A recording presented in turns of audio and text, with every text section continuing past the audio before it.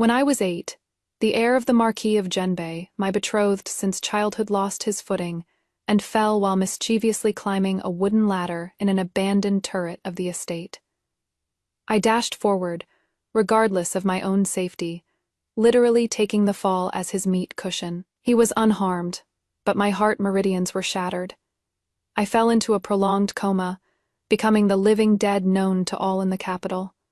The year I was 18, I finally managed to crawl back from the gates of hell. But my future husband, just so my concubine-born sister who had been lost in the countryside could smoothly inherit the Marquis Manor's property, actually was cruel enough to push me off the top of that corner tower, leaving me to fall onto the bluestone ground. My bones broken and tendons snapped, my soul returning to the Yellow Springs. But I actually returned via rebirth, and even saw gilded writing floating in mid-air. The male lead is reborn back to 8 years old.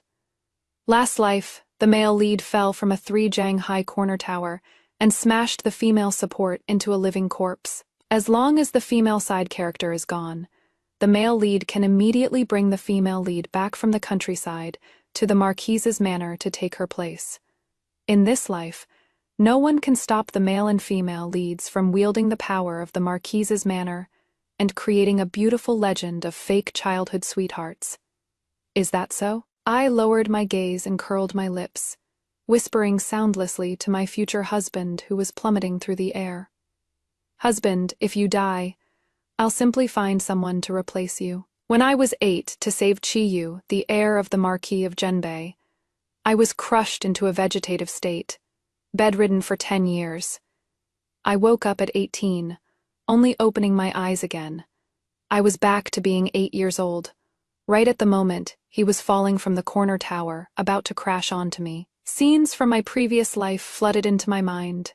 I dashed forward regardless of my safety, was heavily crushed by him. My heart meridians shattered, and became a living corpse who slept for 10 years, waking up at 18. What awaited me instead was the fatal blow of him pushing me off the corner tower again. For the sake of Shalaran, with almost no hesitation, relying on the reflexes of an adult soul and my survival instinct, I used all my strength to roll hard to the side. The expensive silk dress on my body rasped against the rough ground, and a burning, scraping pain shot through my arms and knees. But I successfully avoided the fate of being directly crushed. Bang! The muffled thud of a heavy object landing exploded beside me. Ouch! Chiyu fell hard onto the ground, letting out a cry of pain. Though it wasn't high, it was enough to hurt. He looked like a total mess, with his hair crown askew, his brocade robes covered in dust, and his small face scrunched up in pain. Almost simultaneously, lines of flowing gilded text suddenly appeared in mid-air right in front of me. Plot deviation: the male lead, Chiyu, fell from the turret, but surprisingly didn't hit the female support Xia Xiling. Aha! What is happening? Wasn't the female support supposed to be the human cushion and turn into the living dead? How can the plot go on now? Baby Chiyu must be in pain from the fall, right? My heart aches so much. It is all this Xia Zheling's fault. Why didn't she just behave and lie down to break his fall? +1. The female support is just a nuisance, causing our male lead to fall. Without her, the male lead could have gone smoothly to pick up the real female lead Lel and bring her back to the residence. Lely is still suffering in the countryside, and just because this female support didn't die, she has to wait many more years. I am so mad. Looking at these prejudice-filled words, my heart felt utterly cold. So, in a place unseen by me, there was such a group of spectators. In their eyes, there were only Chiyu and Shalaran. My pain and life were nothing but stepping stones. In their plot, good. Very good. In this life, I am going to see exactly who is whose stepping stone. I quickly suppressed the cold glint in my eyes, and almost instantly, my eyes reddened, with big tears rolling down like beads off a broken string. I struggled to crawl up and threw myself beside Chiyu, who was still groaning on the ground. My voice was choked with sobs, filled with terror and worry. Brother Air, Brother Air. Are you all right? Where did you get hurt? Does it hurt? I reached out, looking all flustered as I tried to help him up. But my fingertips accidentally pressed right on the elbow he'd landed on first, just moments ago. Chiyu instantly sucked in a sharp breath, yelling out in pain. Hiss! Be gentle! He violently shook off my hand. The look in his eyes held pain, along with a trace of shock. He didn't have time to hide, and anger. He probably never expected that I, his fiancé, who usually obeyed his every command and would have ripped my heart out for him, actually didn't foolishly rush up to be his human cushion this time. I was pushed away by him and went with the flow, slumping to the ground. I cried even more heartbrokenly, my shoulders trembling slightly. Boo-hoo, Brother Shizi. I am sorry. I couldn't catch you. I was so scared. But inside I was sneering, Chiyu. This is just the beginning. The pain you inflicted on me, I will return to you bit by bit, with interest. What is going on? Lord Air, miss. Hurried footsteps and cries of alarm drew near. The Marquis Manor's guards, older female servants, and maids rushed over upon hearing the news, instantly surrounding the small backyard so tightly that not a drop of water could trickle through. The scene was in total chaos. Some went to support Chiyu, and others came to hold me up. I stood up with the maid's support, still sobbing softly, looking like I was scared out of my wits. But my gaze swept over the corner, as if by accident. Right there in the shadows of that abandoned turret, I saw a thin, small figure, a boy of about 7 or 8, wearing tattered clothes that had been washed pale, was standing there quietly, as if he had merged with the shadows. He had a pair of unusually calm black eyes, quietly watching this chaos. It is Qianzhou, that illegitimate son of the Marquis of Genbei who was left wandering outside. The boy who was later taken back to the manor, and eventually, through my schemes, replaced Chiyu. The bullet comments flashed before my eyes again. Huh? Why is that little bastard Qianzhou here too? What bad luck. Look at that shabby look of his. He must have sneaked into the Marquise's manor to beg for food. Right? Scram. Hurry up and scram. Don't dirty the male lead's eyes. I lowered my lashes, masking the shrewd glint that flashed in the depths of my eyes. Qianzhou, perhaps. In this life, you will be my best, Ali. That fall of Chiyu's after all. He fell from a place that wasn't too high. Coupled with his young age and light body, aside from some superficial bruises and a sprained wrist, there was nothing serious. On the contrary, it was me, due to excessive fright, plus the minor scrapes caused by rolling to dodge. I was told by the manor doctor to rest in bed for a few days. So naturally, I became the one who needed to be cared for. For a time, the courtyard I was in was actually even a bit more lively than Chiyu's place. Although father's official rank isn't as illustrious as the Marquis of Genbei, he is still a leading figure among the principled civil officials, and mother comes from a prestigious clan in Zhangyan. For a legitimate daughter like me to have such an accident happen right in our own manor, my parents were naturally shocked and furious, and inevitably had some complaints about the Marquis of Genbei's household. The Marquis of Genbei came personally to apologize. His attitude was sincere enough since they were in the wrong to begin with. Plus, my parents ultimately had to consider our in-law ties with the Marquise's manor and appearances at court, so they didn't reprimand him too harshly. They only emphasized that security at the manor must be tightened in the future, and that abandoned corner tower in particular must be torn down as soon as possible to prevent further mishaps. As for these dealings between the adults, I just need to lie in bed and play the part of the frightened, frail victim. The real show lies with Chiyu. Sure enough, on the 3rd day of my illness, he came. Behind him followed 2 servants, holding brocade boxes, containing some precious medicinal herbs and exquisite trinkets. Sister Ling, are you feeling any better? His voice arrived before he did, carrying a deliberately softened tone.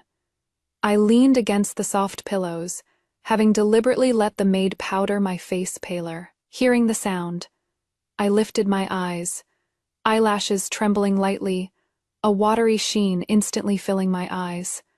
My voice thin and weak. "Brother Eyre, you are here, your injury, is it all right?" I struggled to get up, but he took 2 quick steps to the bedside and pressed down lightly. "Quick! Don't move. Just lie there properly." He sat down on the edge of the bed, his gaze roaming over my face, carrying a hint of scrutiny. "I am not seriously hurt. But I heard you were frightened and scraped your arm. I really feel terrible about it." His tone was gentle, even carrying just the right amount of guilt. "That day, it was my fault. I was too playful and climbed that abandoned building, and I dragged you into it." Sob, sob, the male lead is so gentle. Even though he has still hurt himself, he came to see the female supporting character first. And he is blaming himself so much.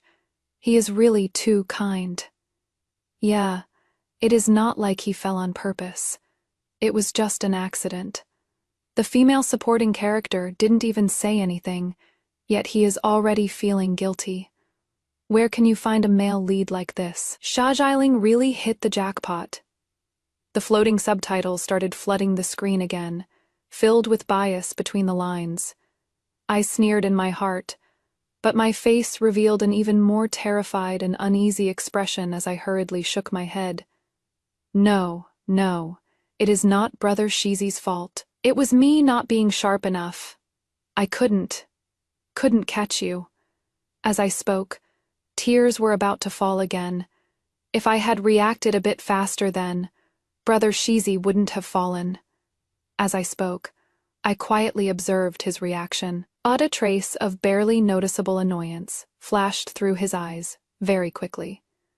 Although it was quickly covered by concern, I still caught it. He wasn't truly guilty.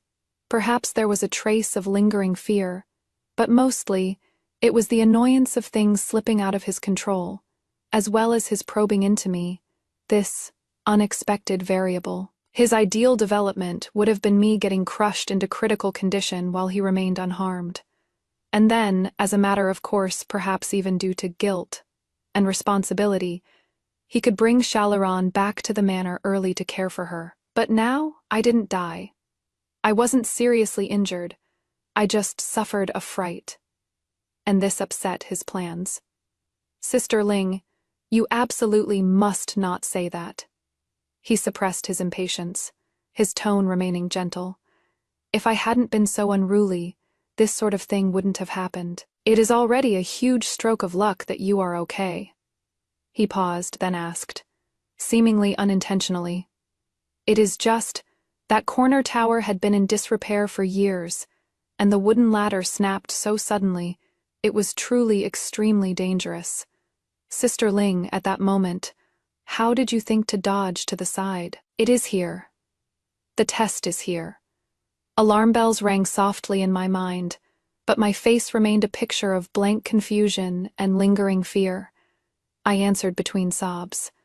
I don't know either. When I saw Brother Shizi fall, I was terrified.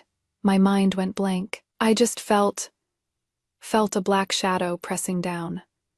My legs went soft, and I just rolled to the side. I lifted my teary eyes to look at him, my gaze pure and filled with reliance.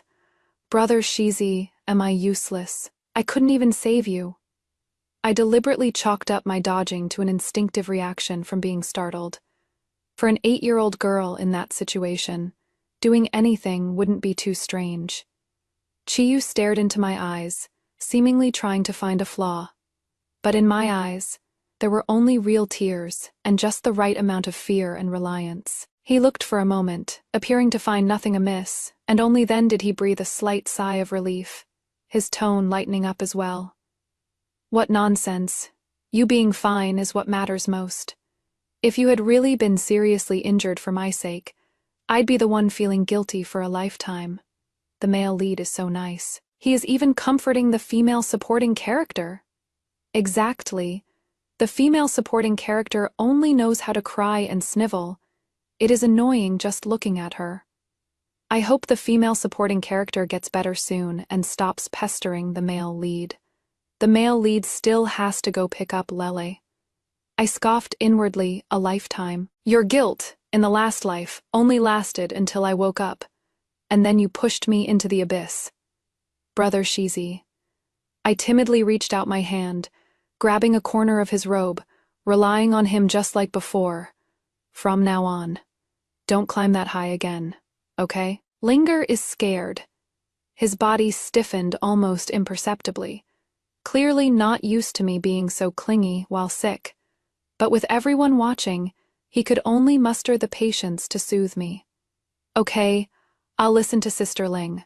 I won't climb anymore. He sat for a while longer, said some superficial words of concern, then used the excuse of not disturbing my rest to get up and leave. Watching his back as he practically fled, I wiped the tears from the corners of my eyes, my gaze turning cold again. This is just the beginning, Chiyu. Your hypocrisy has lost its effect on me. For the next few days, Chiyu came to Reborn Inn almost every day. Every time he came, he brought just the right gifts and concern, spoke gently, and behaved properly. To outsiders, he was simply the model of a perfect fiancé. Even when my mother came to see me, she privately sighed. Brother Yu has become much more sensible after this incident. It seems he knows the gravity of things now. I sneered in my heart. He isn't being sensible, he is monitoring me. He is confirming whether I, this variable, am stable, and whether I'll cause any further impact on his plans. At the same time, he was constantly probing with his words. Sometimes he would unintentionally bring up the scenery at the corner tower, asking if I thought the view there was good. Sometimes he would sigh about the prosperity of the capital, wondering what things were like in the countryside. Every time, I responded with an innocent and ignorant look, either saying, "It is so high up there, Linger is scared," or, "Wherever Brother Shizi goes, Linger goes," portraying a heart, infatuated with him to the fullest extent. Every time he got this kind of answer, his look would become complex for a moment, appearing relieved, yet also annoyed. Those subtitles in the air also praised him and belittled me every day, never repeating themselves. The male lead is truly a gentleman, coming to visit every day, rain or shine. The female side character just knows how to lie in bed enjoying the male lead's care. Can't she get better quickly? It is annoying just seeing that delicate look of hers. Our Lela is so strong out in the countryside. Hope the female side character recovers soon. Once she is better, the male lead can find a reason to go pick up Lela. Through these subtitles, I vaguely pieced together some information. After Chiyu's rebirth, his greatest obsession is to get Shalaran back to the Marquise's manor as soon as possible to take my place. And my existence is the biggest obstacle. During my time bedridden, I wasn't idle either. I secretly had my personal maid keep an eye on the movements in the manor, especially regarding that figure in the corner, Chi Yanzhou. The news the maid brought back was in bits and pieces, but when pieced together, it sketched out a vague and difficult picture of survival. Chi Yanzhou, the son born to the mistress of Qizheng, the Marquis of Junbei. His birth mother was said to be a lowly embroiderer who had long since died of illness. Perhaps the Marquis had some true affection for this mistress, or perhaps he simply cared about his bloodline. But a year ago, he brought the then 7-year-old Qi Yanzhou back to the manor. But the Marquis was busy with affairs, and the madam detested this matter to her core, suppressing and ostracizing him both openly and secretly. Qi Yanzhou's status in the manor was worse than even a decent servant. He was placed in the most remote and run-down courtyard with shabby clothes and meager food. The Marquis seemed to tacitly consent to this neglect. As long as he didn't die, he wouldn't ask questions. Chiyu viewed him as a thorn in his side, often bringing servant boys to humiliate and beat him. He appeared near the corner tower that day, most likely summoned by someone sent by Chiyu who planned to mess with him, but by a twist of fate, he witnessed that accident instead. The floating subtitles were utterly vicious toward him. Why hasn't that bastard been kicked out yet? Just looking at him is bad luck. I heard his mother was a lowly woman. No wonder her son is no good either. Why doesn't Heir Chiyu teach him a lesson more often? Let him know who the real master of the Marquis Manor is. Every time I see these malicious words, I understand Xianzhou's plight a bit more, and feel a bit more empathy as a fellow sufferer. We are all unwanted extra people. Stumbling blocks in Chiyu and Shalaran's love story. The difference is, in the last life I was foolishly used until I died. But in this life, I am going to drag everyone they trampled on, and together we'll smash the stumbling blocks right back into their faces. So on this day, Chiyu came to visit again. My body had gradually improved, and I could sit leaning against the soft couch by the window. Outside the window, the spring sun was bright, and the crabapples in the courtyard were blooming perfectly. Chiyu sat across from me, speaking absent-mindedly, but his gaze drifted out the window from time to time, brushing past that crabapple tree blooming most luxuriantly, his eyes holding a trace of imperceptible annoyance and impatience. I knew he wasn't looking at the flowers. He was thinking of Shalaran, who was likely in the countryside right now, growing like wild grass. He probably felt that the splendor of this marquise's manor, and this so-called fiancé pampered in the deep boudoir, couldn't compare to a single finger of Shalaran's. I lowered my eyes, hiding the mockery in their depths, and when I looked up again, a naive and innocent smile rippled across my face as I pointed at that crabapple tree. Brother Shizi, look how well those flowers are blooming. It looks much better than that bare look over by the corner tower. I brought up the corner tower on purpose. Sure enough, Chiyu's expression shifted, and he turned to look at me, his eyes holding a look of scrutiny. The corner tower, Sister Ling still remembers what the corner tower looks like? I tilted my head, looking completely innocent. I remember, even though I was scared that time, when I stood at the bottom looking up, I felt the tower was so high, like it could touch the sky. I paused, revealing an expression that was both yearning and filled with lingering fear. It is just too dangerous, otherwise the view from up there must be really nice, right? Did Brother Shizi used to go up there to play often? These words of mine seemed innocent and naive, but in reality, every sentence was stabbing right at Chiyu's heart, reminding him of his sorry state that day, hinting at the danger of the corner tower, and unintentionally pointing out the naughtiness of him, often going up there to play. Chiyu's expression shifted slightly, and the scrutiny in his eyes grew more intense as he looked at me. He seemed to be judging whether my words were truly unintentional, or if there was an underlying meaning. I widened my clear, innocent eyes and looked back at him calmly, my face showing only pure curiosity and a childish yearning for high places. He looked at me for a good while, but ultimately couldn't detect anything unusual on my face, assuming it was just a child's nature, and that I was truly curious about high places. A glimmer of dark, unreadable light flashed in his eyes. Perhaps a new, more vicious plan was brewing in his mind. He twitched the corner of his mouth, forcing a gentle smile. Yeah, the scenery up there isn't bad. But Sister Ling is right. It is too dangerous. Let's not go there anymore. The male lead is so patient with the female supporting character, actually keeping her company to chat about such boring stuff. The female supporting character really knows how to touch a nerve. She did that on purpose to make the male lead remember unpleasant things. Right? Scheming. She is definitely scheming. Is the male lead thinking about something else? His look feels a bit deep. I looked at the subtitles, sneering in my heart, Chiyu. You'd better be thinking, the more you scheme to do evil, the more flaws you'll reveal. The inspiration I gave you, you'd better catch it well.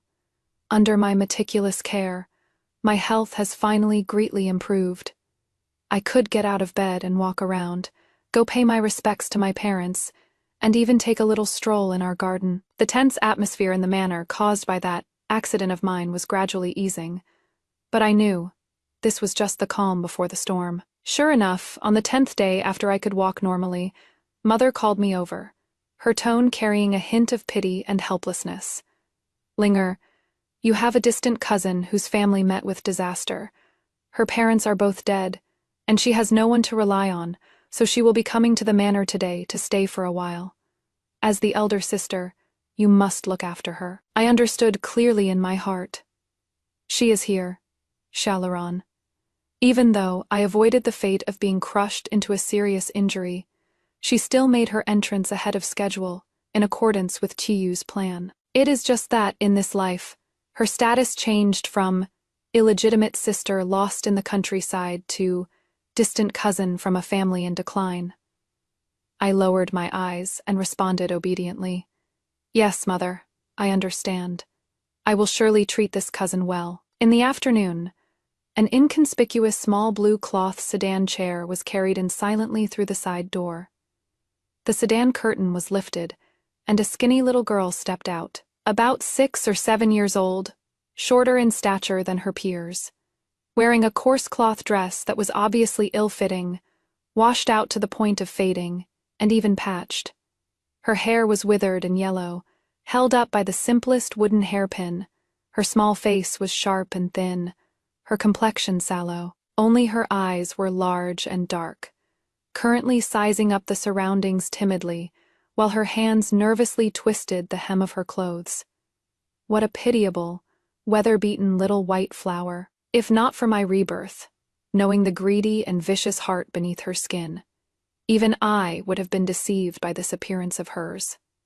This must be Cousin Laron, right? I raised a perfectly appropriate friendly smile, one that an 8-year-old legitimate daughter ought to have, and stepped forward to take her cold, rough little hand. The journey must have been hard, right?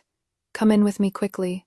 Mother is waiting in the flower hall. Shia Laran's body trembled almost imperceptibly, seeming flattered yet fearful. She hurriedly lowered her head, her voice as faint as a mosquito's. Laran. Greets cousin. I've caused trouble for cousin.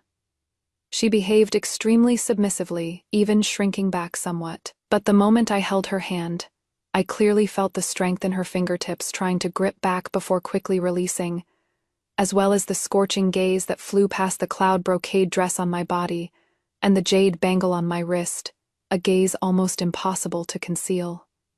Aha, the heroine is here. Our little angel Lele has finally appeared. Look at Lele's pitiful appearance. She must have suffered a lot in the countryside.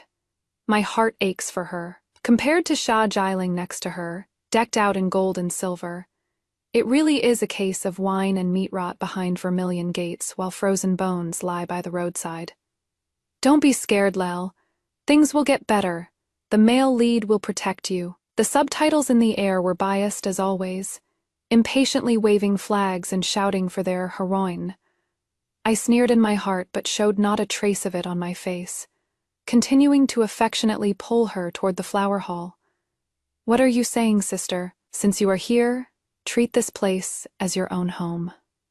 In the flower hall, Mother sat in the seat of honor. Seeing Shalaron's pitiful appearance, she ultimately felt compassion and offered a few gentle words of comfort, then ordered the servants to take her down to wash up and get settled in the wing room next to my courtyard. Shia Laran kowtowed in gratitude, stepping carefully with every move, performing the humble posture of an orphan girl living under another's roofs to perfection. Shia Laran's arrival was like a stone thrown into a calm lake, spreading ripples through my small courtyard. On the surface, she was extremely respectful to me. This cousin, never missing a morning or evening greeting. She kept calling me sister with every breath, her voice sweet and soft. I also played the role of the generous and kind legitimate elder sister. She was new here and didn't have any clothes that fit. With a grand wave of my hand, I had the maid open my trunks and pick out a few sets of old clothes I wore 2 years ago that were already a bit short, and bestowed them upon her. The fabric was naturally good, but the colors were either too bright, making her complexion look even more sallow, or the patterns were too elaborate. Worn on her frail body, they looked completely out of place, like a child sneaking into an adult's clothes. I also thoughtfully gave her some beaded and silk flowers that I didn't like much, and whose styles were out of date. Every time she accepted them, She acted overjoyed, with tears in her eyes. "Thank you, sister. You are so good to Loran." But when she turned to leave, I could always catch the flash of humiliation and resentment in the depths of her eyes. What does the female supporting character mean? Deliberately giving Lely old clothes? Is she showing off? Those colors and patterns don't suit Lela at all. She is doing it on purpose. Scheming bitch! Lela's still so grateful to her. She is really too kind. Hope the male lead quickly discovers the female supporting character's true colors. Secretly, Shalaran also began making frequent little moves. She soon figured out the approximate time Chiyu came to my courtyard to visit every day. So, when Chiyu came, he would always accidentally run into Shalaran sweeping fallen leaves in the courtyard, or squatting in the corner feeding stray cats. She wouldn't take the initiative to step forward.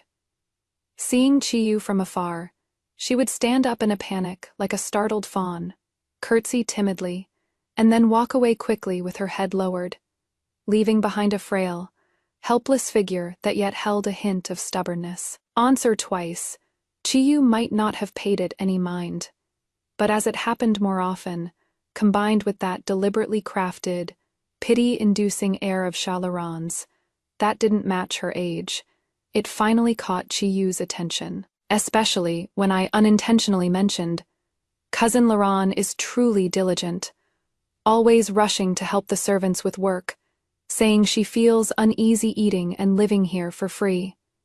The look in Chiyu's eyes when he looked at Shalaran's retreating figure thus held a few more shades of complex pity. On this day, the estate held a small flower viewing banquet, inviting the wives and daughters of several families we were close with.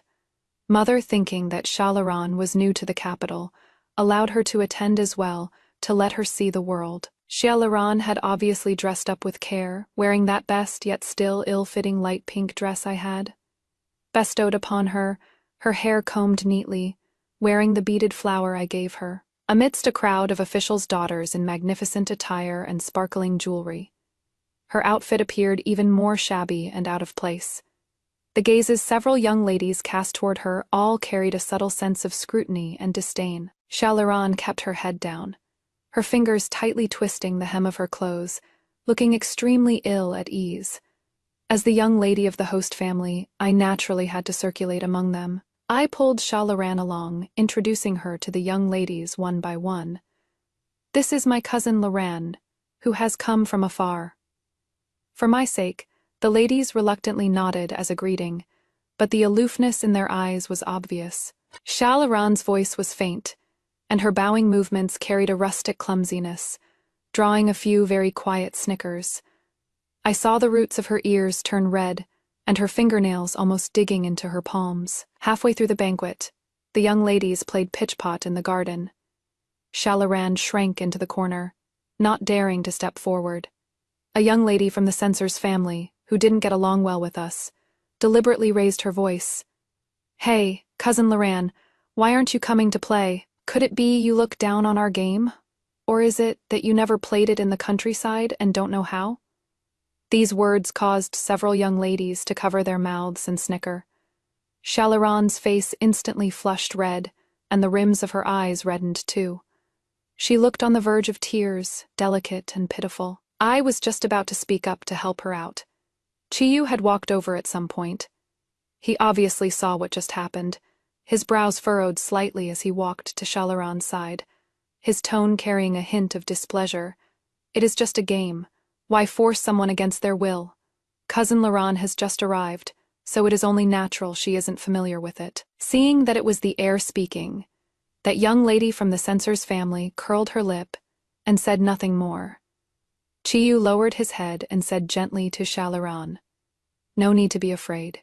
If you want to play, I'll teach you." Shalaran looked up, gazing at Chiyu with teary eyes, her eyes filled with gratitude and reliance, and nodded gently. The male lead appeared, hero saving the beauty. Aha! I ship them so hard. This is the official pairing. Look how gentle the heir is to Lely.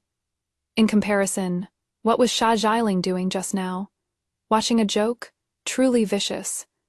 "Lely, don't cry. Brother Heir is here. I watched this scene, feeling absolutely nothing in my heart, even wanting to laugh a little. What a show of mutual affection and a hero saving the beauty. It is a pity. They're singing the tune a bit too early. I walked forward, wearing just the right amount of surprise and innocence on my face.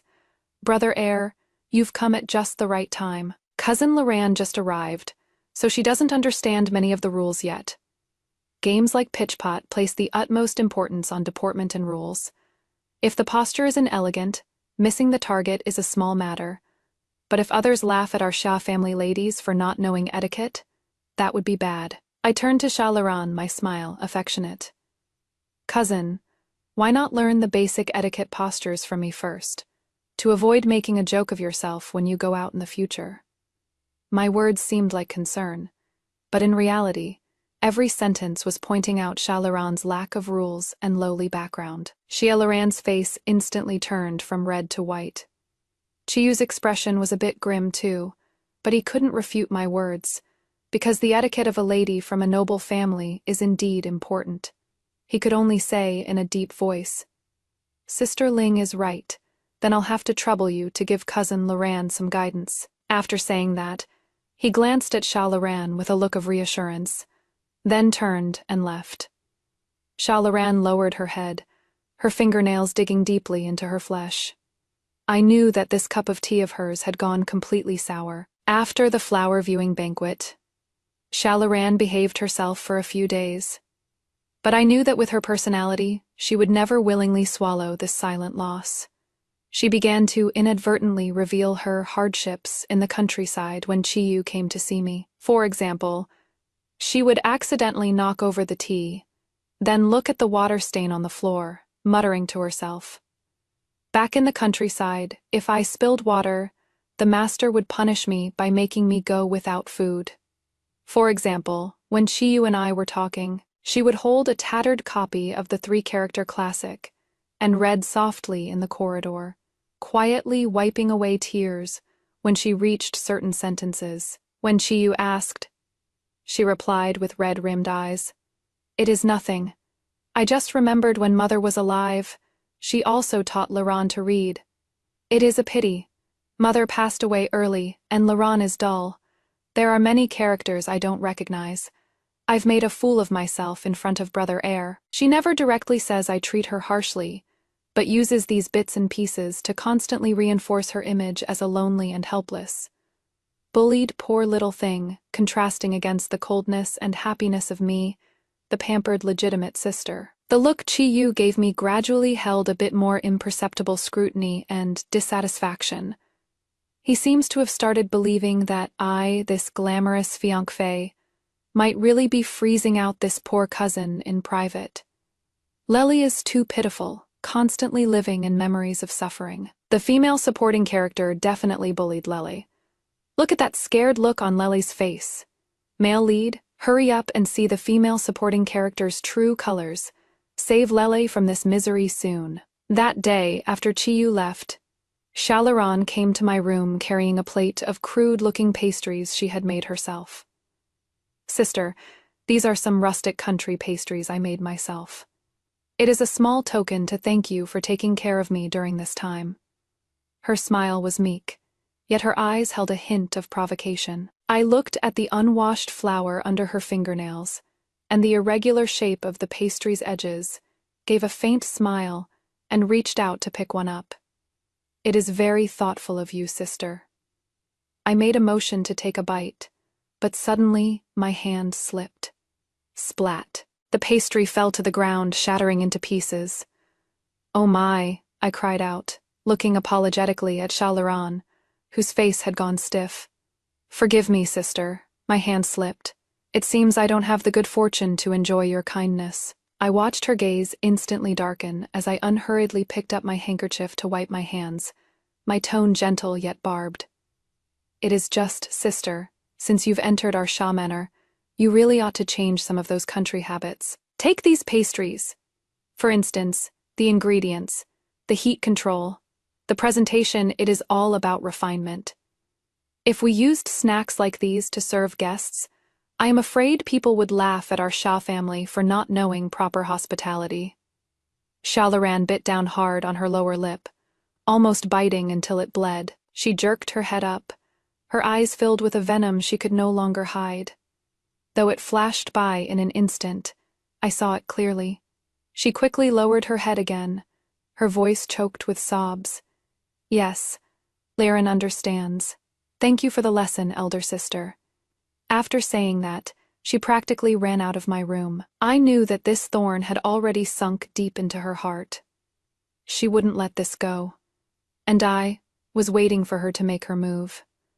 The scent of Shalaran's tea hadn't yet faded, but the real storm had already revealed its hideous omens. It was an afternoon, and I was leaning against the window flipping through a book of miscellaneous notes.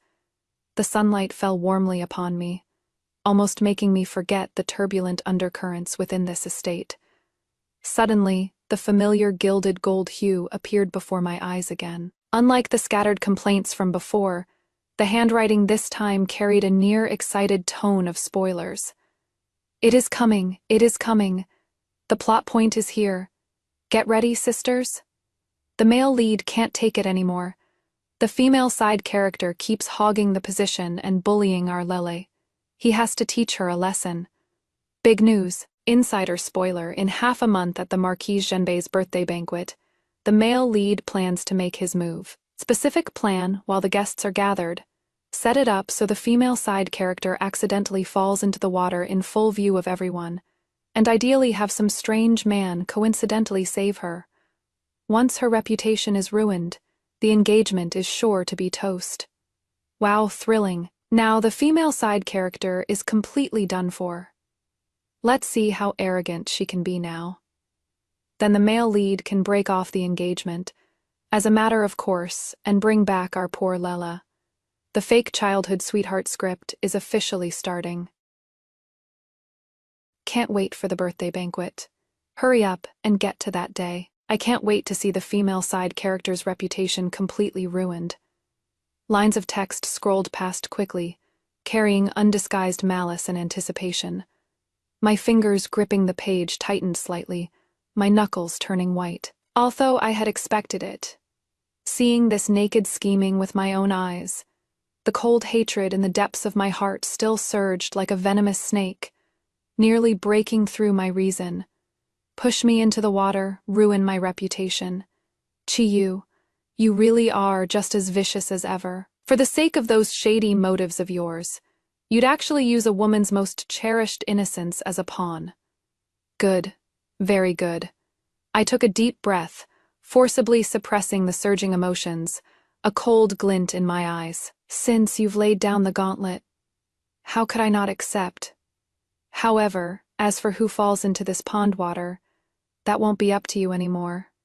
For the next half-month, I acted exceptionally docile. Every day, aside from paying respects to my parents, I was either recuperating in my own courtyard or intently practicing needlework and painting, looking for all the world like a picture of peaceful serenity. Towards Chiyu, I remained that wholehearted, dependent, naive sister Ling, completely oblivious to the irritability and probing he occasionally let slip. Towards Xiaolaran, I kept up a surface-level politeness, occasionally rewarding her with some flashy but useless items, watching her force herself to endure the humiliation, and thank me, then secretly make eyes at Chiyu. I just treated it like watching a show. In secret, however, my plans were in full swing. First was swimming. Using the excuse that the dampness by the water in spring is heavy, and my old illness might relapse, I asked Mother for a favor to hire a retired palace matron who was skilled in swimming, bringing her into the manor legitimately to teach me breathing techniques to strengthen my body. In reality, it was to secretly train hard in swimming, having been one of the living dead for 10 years in my past life. In this life, I cherish this healthy body more than anyone. Coupled with an adult's comprehension, within just 10 days, I was already able to nimbly hold my breath and dive in the water. Secondly, is the location. In the garden of the Marquis of Genbei's manor, there were 2 ponds, one big and one small. The big pond was near the main courtyard used for entertaining guests. The water rippled beautifully, and the view was open. The small pond was in a secluded spot near an abandoned side courtyard. Rumor had it there were undercurrents beneath the surface, so hardly anyone went there. The bullet comments only said, "falling into the water," but didn't specify which pond. Given Chi-Yu's caution and viciousness, he is bound to choose a secluded little pond. It ensures success and makes it easy for him to arrange for a strange man to coincidentally pass by. And this plays right into my hands. Finally, the most important link, Cheon-jo. This bastard ignored by everyone is the most critical piece in my plan. I found an excuse to send my personal maid to accidentally pass by that dilapidated courtyard where Cheon-jo lived, and carelessly leave behind a miscellany book about local customs and scenery. Inside the book, there happened to be a page describing the characteristics of a certain underwater undercurrent, and how to deal with it. Beside it was a note I had unintentionally written: "If encountered, do not struggle. Follow the flow to remain unharmed." A few days later, the maid reported back that the book was picked up by Cheon-jo. After another few days, I went for a walk near the small pond and bumped into Cheon-jo, who was quietly spacing out by the lake. He was a bit thinner than before, but his back was straight, and his gaze remained calm. He walked over, stopped not far from him, and looked at the pond water, as if talking to myself, yet also speaking for his benefit. "This water looks calm, but I hear there are turbulent undercurrents beneath. You really can't judge by appearances. If someone were to lose their footing and fall in, without knowing how to swim, I am afraid their chances would be slim." His body stiffened almost imperceptibly. He didn't turn back, but I knew he heard me. I didn't say anything more and turned to leave. I believed that with his intelligence, he would surely understand my hint and show up where he was supposed to appear. Half a month passed in a flash. On the day of the Marquis of Genbei's birthday banquet, the manor was decorated with lanterns and festoons, and guests filled the gates. In the front courtyard, the sound of gongs and drums filled the sky. A high stage was set up, and the scene was extraordinarily lively.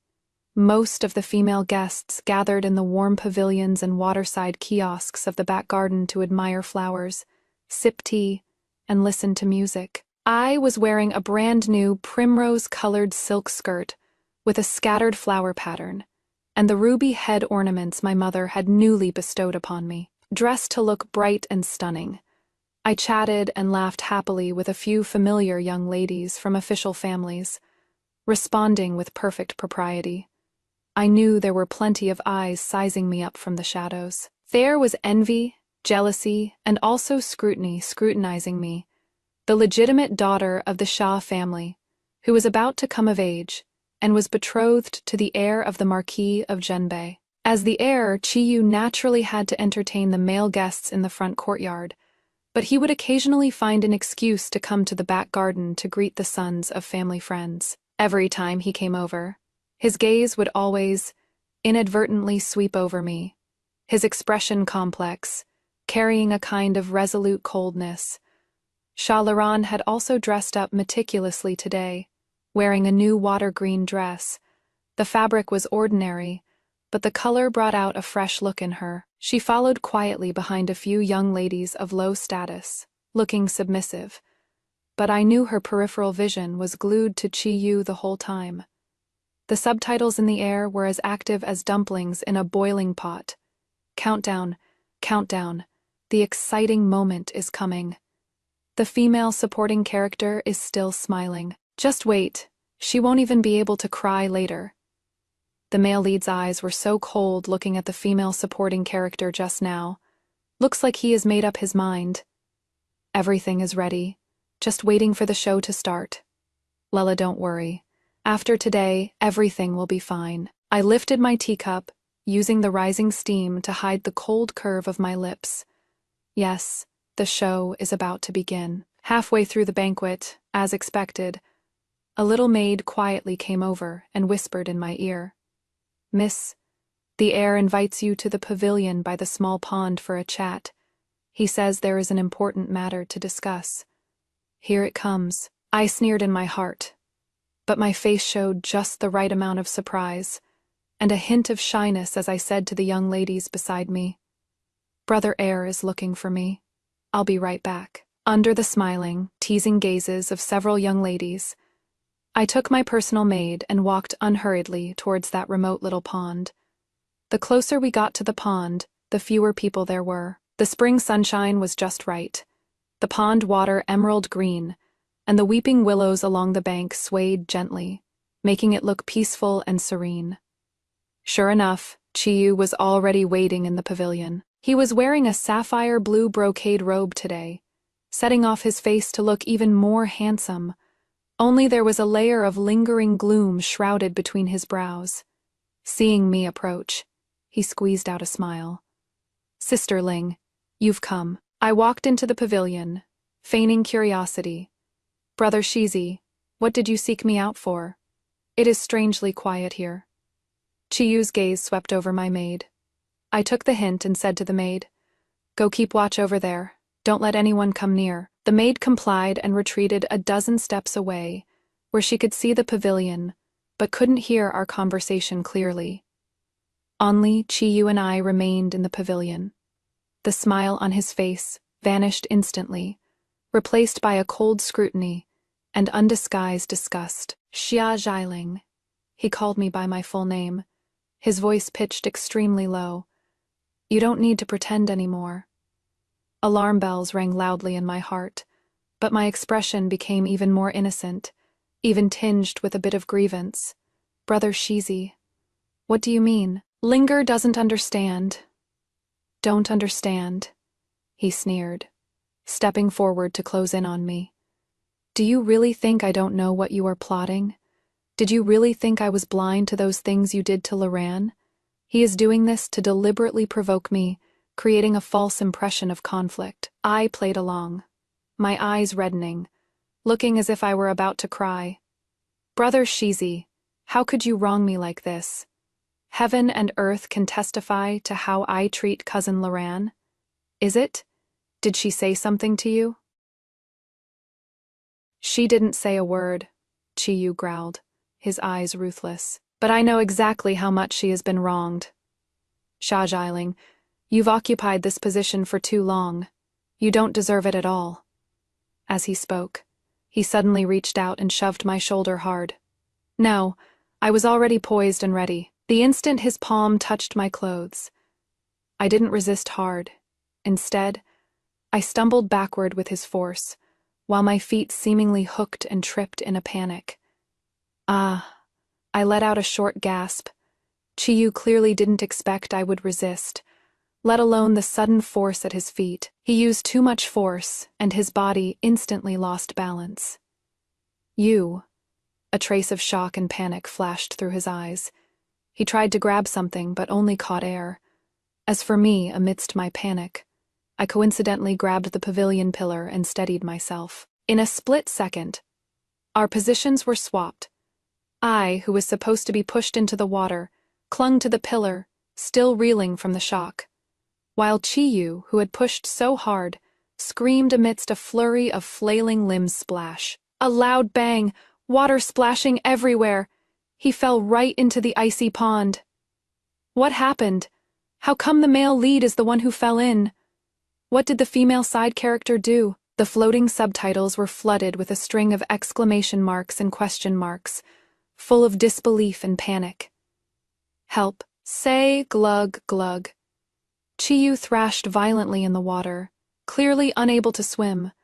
The icy water choked his nose and mouth, leaving him in a sorry state. I hugged the pillar tightly, my face scared deathly pale, and shouted with a trembling voice laced with sobs. "Help!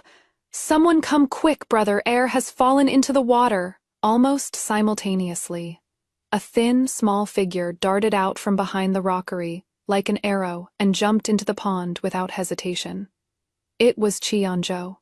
He was an excellent swimmer, and upon entering the water, he quickly swam towards the struggling Chiyu. And just then, the guests, startled by my cries for help and the sound of the splash, also came rushing over. Rushing at the very front were the livid Marquis of Genbei and my parents. The scene everyone saw was, by the pavilion. My clothes were slightly disheveled, and I was hugging a pillar, weeping in shock. In the pond, Chiyanzhou was struggling to drag the dying Chiyu towards the shore. As for Chiyu, in the chaotic splashing, his forehead seemed to have smashed heavily against a rockery stone at the bottom of the pond, gushing out a streak of bright red blood, and he immediately passed out. The scene was dead silent. All eyes were focused on me and the unconscious Chiyu in the water. Male lead. How could this happen? The plot has completely collapsed. It is the female supporting character. It must be the female supporting character behind this. What about Lele? What about our pseudo-childhood sweetheart? The bullet screen went completely crazy. I let go of the pillar. My legs went soft, and I slumped to the ground, tears gushing out. Pointing at the pond, I choked out between sobs. Lord Marquis' father, mother, brother, heir, he somehow, his foot slipped, and just fell in. I lifted my teary eyes to look at the Marquis of Genbei, who was rushing over, my gaze filled with lingering fear and innocence. I tried to pull him back, but I couldn't hold on. When Chiyu was fished out, blood was trickling from his temple, his face was as pale as gold paper, and he had already passed out cold. Marquis Genbei, Qi Zheng, rushed forward in a single stride, squatting down to check his son's condition. He felt icy cold to the touch, and blood seeping from the wound on his forehead, mixed with the pond water, a shocking sight. He jerked his head up, his gaze like lightning, shooting first at me, who was slumped on the ground, shivering uncontrollably. What exactly is going on? The Marquis's voice carried a suppressed rage, like a volcano about to erupt. Bloodshed at a birthday banquet, the heir falling into the water and falling unconscious. This was a massive bad omen and a scandal. I shuddered at his roar, tears streaming down even harder. Looking terrified, I cried incoherently. Marquis, I don't know. Brother heir called me over, said he had something to say. Then he seemed to lose his balance, slipped, and fell in. I tried to pull him, couldn't hold on. Boo-hoo-hoo, I cried earnestly, my shoulders trembling incessantly, enacting the image of a frail woman, overly frightened and overwhelmed with guilt, to perfection. You are lying. A shrill cry tore through the heavy atmosphere. Shalaran squeezed out from the crowd, threw herself to Chiyu's side, wanting to touch him but not daring to. She lifted her tear-stained face, pointed a trembling finger at me, her voice carrying a bone-deep resentment. Marquise, it was her. It must have been her who pushed the heir into the water. I saw long ago that she was jealous of how well the heir treats me. She harbored venom in her heart. That is why she committed such a vicious act. Her words were like a stone thrown into a still lake, instantly stirring up 1,000 waves. The look in the eyes of the guests present instantly turned subtle, and the sound of whispering rose up like the buzzing of gnats. Could such a thing be true? Miss Xia looks so gentle. Surely she wouldn't go that far. Hard to say. You know a person's face but not their heart. And this cousin doesn't look like she is lying. Fighting over a man out of jealousy and causing such a scene. It is really... Yes. Lele is right. It was the female side character who pushed him. Lele is so brave. Expose her true colors. Marquis, hurry and believe Lele. The female side character is acting. The floating subtitles started noisily supporting Shalaran again. The Marquis of Genbei furrowed his brows tightly, his gaze shifting between me and Shalaran, clearly finding it hard to judge for the moment. He was naturally more inclined to believe his son had fallen into the water by accident. But Shalaran's accusation was so sharp. Laran! My father, Sha Mingyuan, looked grim as he shouted in a deep voice. Stop talking nonsense! How could Linger do such a thing? Without proof or evidence, how can you slander your sister? Although he was also shocked and suspicious, his priority was to protect his daughter's reputation. I am not spouting nonsense. Shalaran looked as though she had thrown caution to the wind, crying out, Marquise, please see the truth. Brother Eyre treats people with kindness. How could he have slipped and fallen for no reason? It must be this woman acting out of jealous hatred. She makes things difficult for me every day. If Brother Eyre treats me even slightly well, she mocks and ridicules me. Today she must have seen Brother Eyre looking for me to talk, grew resentful, and committed this vicious act. Her words were half true and half false, linking my previous picking on her with Chiyu's defense of her. Surprisingly, it actually sounded somewhat logical. I sneered in my heart, but my face showed disbelief, sadness, and grievance. I looked at Shalaran with teary eyes. Cousin Laran, how could you spew such venomous slander? I believe I've treated you well, so why would you frame me like this? Brother Eyre had an accident, and I am sadder than anyone. Yet I choked up and couldn't go on, just looking helplessly at my parents and Marquis Janbei. Marquis.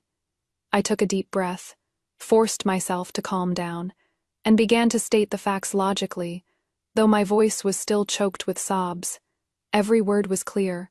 At the time, only Brother Shizi and I were in the pavilion. Brother Shizi asked me to meet him here, saying he wanted to discuss the matter of breaking off the engagement. I dropped the words "break off the engagement" like a bolt from the blue, stunning everyone into a daze. The Marquis of Genbei's pupils constricted slightly. I continued. Brother Eyre said his heart belongs to another, and he didn't wish to hold me back. He hoped I would take the initiative to break off the engagement, to fulfill his wish. I glanced at Shalaran with perfect timing, my expression complicated. I couldn't accept it in the moment, and argued a few words with Brother Eyre. Brother Eyre was perhaps too agitated. When he stood up, he accidentally tripped over the stone stool in the pavilion, which is why he lost his footing and fell. I tried to reach out to pull him back, but it was too late.